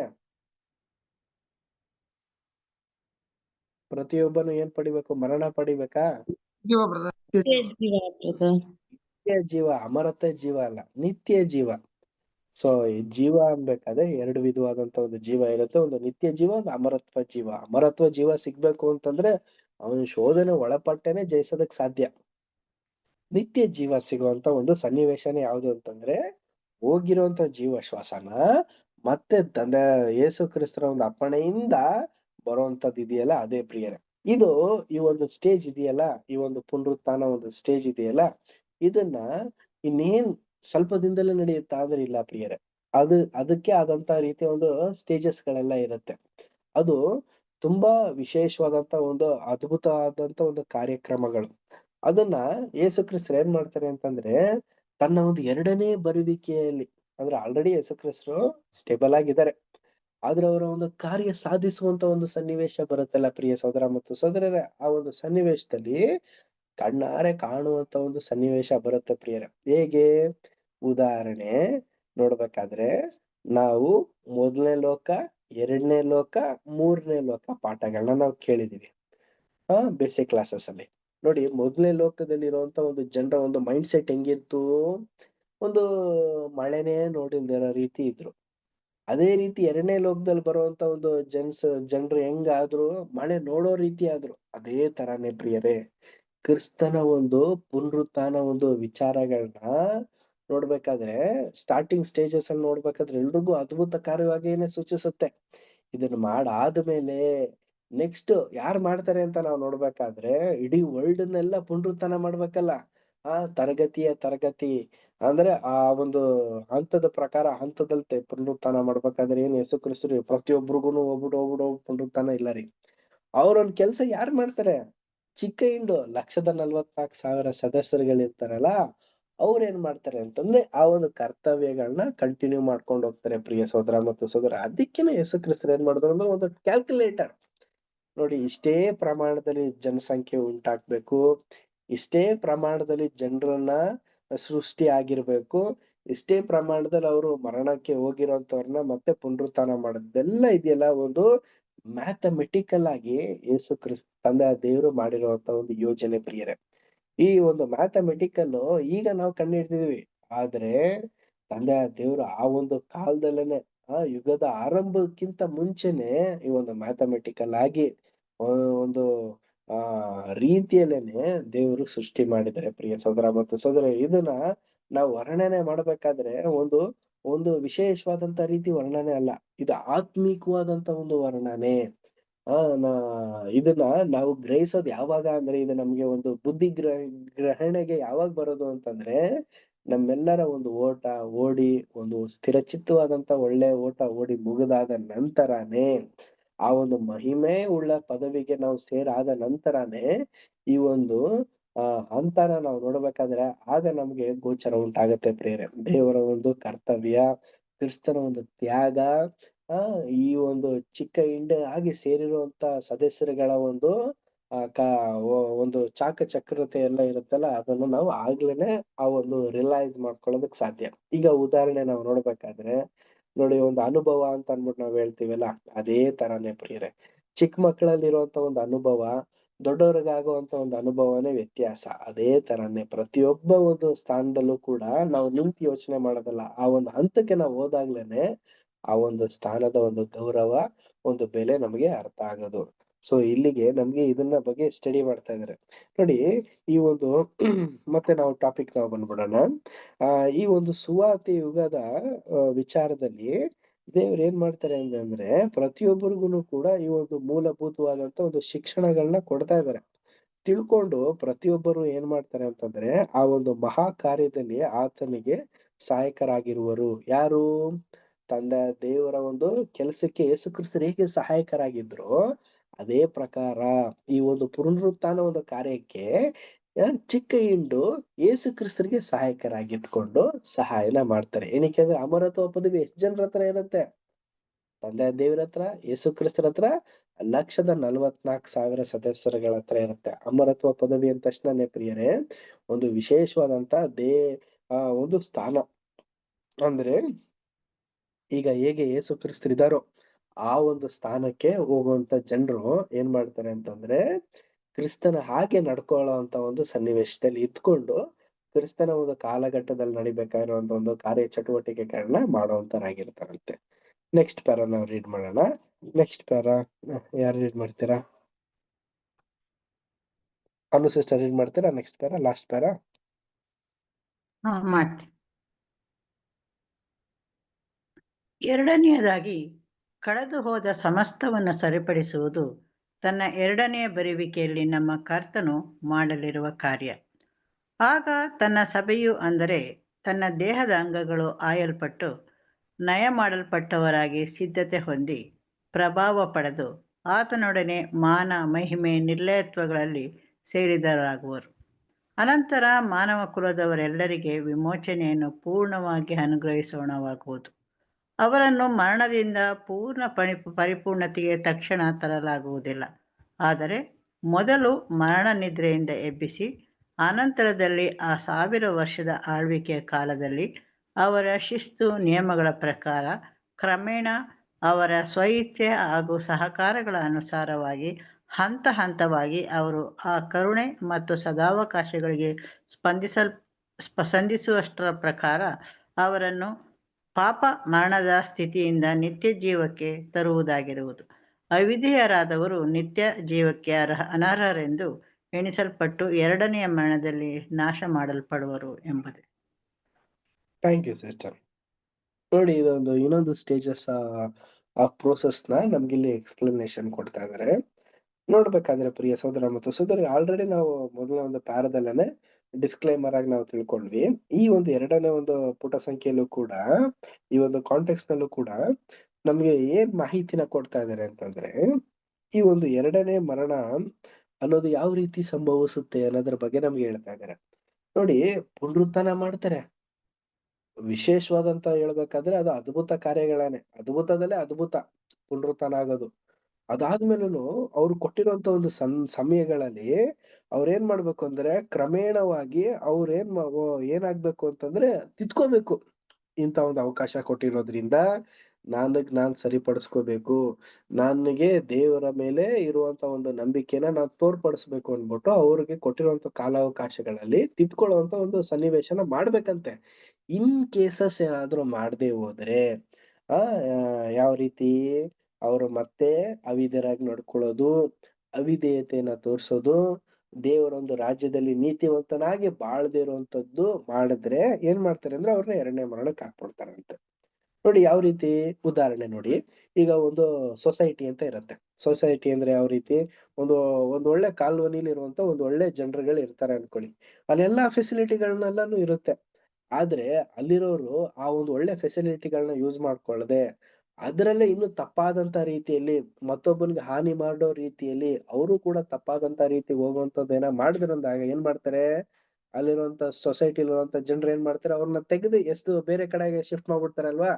ನೀವು ಖಾಲಿ ಮಾಡ್ರಪ್ಪ, ನೀವು ನಮ್ ಜೊತೆ ಇರೋದಕ್ಕಾಗೋದಿಲ್ಲ ಅಂದ್ಬಿಟ್ಟು ಹೆಂಗೆ ನಮ್ನ ಬೇರೆ ಒಂದು ಕಡೆ ಕಳಿಸ್ಬಿಡ್ತಾರೋ ಅದೇ ಪ್ರಕಾರನೇ ಈ ಒಂದು ಸಹೋದರ ಸಹೋದರಿಯಿಂದ ಕ್ರಿಸ್ತನ ಒಂದು 2ನೇ ಒಂದು ಕ್ರಿಸ್ತನ ಒಂದು ಕಾಲಘಟ್ಟಗಳಲ್ಲಿ ತಪ್ಪಾದಂತ ರೀತಿಯನ್ನು ನಡ್ಕೋತಿದ್ರೆ ಅವ್ರನ್ನ ಆ ಒಂದು ಟೈಮ್ ಬಂದ ತಕ್ಷಣನೇ ಅವ್ರನ್ನ 2ನೇ ಮರಣಕ್ಕೆ ತಳ್ಳಬಿಡ್ತಾರಂತೆ. ಪ್ರಿಯ ಸಹೋದರ ಮತ್ತು ಸಹೋದರಿಯರೇ, ನೋಡ್ಬೇಕಾದ್ರೆ ಇಷ್ಟೆಲ್ಲಾ ಪಾಠ ನಾವು ನೋಡ್ಬೇಕಾದ್ರೆ ನಮ್ಗೆ ನೋಡಿ, ಪಾಸ್ಟ್, ಫ್ಯೂಚರ್, ಪ್ರೆಸೆಂಟ್ ಈ ಎಲ್ಲಾ ವಿಚಾರಗಳನ್ನು ನಮ್ಗೆ ಯೇಸು ಕ್ರಿಸ್ತರು ತಿಳಿಸ್ತಾ ಇದಾರೆ. ಯಾಕೆ ಇಷ್ಟ ಎಲ್ಲ ತಿಳಿಸ್ತಾ ಇದಾರೆ ಅಂತಂದ್ರೆ, ನಮ್ಗೆ ಅರ್ಹತೆ ಇರೋದ್ರಿಂದಾನೇ ಇದನ್ನೆಲ್ಲ ತಿಳಿಸ್ತಾ ಇದಾರೆ. ಈ ಅರ್ಹತೆನ ಹೊಂದಿರೋದ್ರಿಂದ ನಾವು ಇದನ್ನ ಮರೆತು ಬಿಡದಾಗೇನೆ ಮುಂದೆ ನಡೆಯುವಂತ ಈ ಒಂದು ಯುಗದಲ್ಲಿ ನಡೆಯುವಂತ ಒಂದು ಸನ್ನಿವೇಶ, ಹಿಂದೆ ನಡೆದಿರುವಂತ ಒಂದು ಸನ್ನಿವೇಶ, ಈಗ ನಡೀತಿರುವಂತ ಒಂದು ಸನ್ನಿವೇಶ, ಇದನ್ನೆಲ್ಲ ನಾವು ಗ್ರಹಿಕೆಯಲ್ಲಿ ಇಟ್ಕೊಂಡು ನಮ್ಮ ದಿನನಿತ್ಯದ ಒಂದು ಪ್ರಾರ್ಥನೆಯಿಂದಾಗ್ಲಿ, ನಮ್ಮ ದಿನನಿತ್ಯದ ಒಂದು ನಡವಳಿಕೆಯಿಂದಾಗಲಿ ದೇವರಿಗೆ ಮೆಚ್ಚುಗೆಯಾಗಿ ನಮ್ಮ ರಕ್ಷಣೆಯನ್ನ ನಾವು ಸಾಧಿಸ್ಕೊಳ್ಳುವಂತವರಾಗಿರೋಣ. ಇಲ್ಲವಾದಲ್ಲಿ ನಾವು ಕೂಡ ಈ ಒಂದು ತಪ್ಪಾದಂತ ರೀತಿಯನ್ನ ನಾವು ನಡ್ಕೊಂಡ್ರೆ ನಮಗೆ ನಾವು ಮೋಸ ಮಾಡ್ಕೋತೀವಿ ಹೊರತು ನಾವು ದೇವ್ರಿಗೆ ಮೋಸ ಮಾಡೋದಲ್ಲ. ಓಕೆನಾ? ಸೊ ದೇವ್ರ ವಾಕ್ಯಗಳನ್ನ ಆಶೀರ್ವದಿಸ್ಲಿ. ಕೊನೆಯದಾಗಿ ಒಂದು ಪ್ರಾರ್ಥನೆ ಮಾಡಿ ಈ ಒಂದು ಕೂಟ ನಾವು ಅಂತ್ಯ ಮಾಡೋಣ. ಕೊನೆ ಪ್ರಾರ್ಥನೆಯನ್ನ ಸಹೋದರ ಅಂತ ಶ್ರೀಕಾಂತ್ ಬ್ರದರ್ ಮಾಡ್ಬೇಕಾ ಕೇಳ್ಕೊಳ್ತೀನಿ.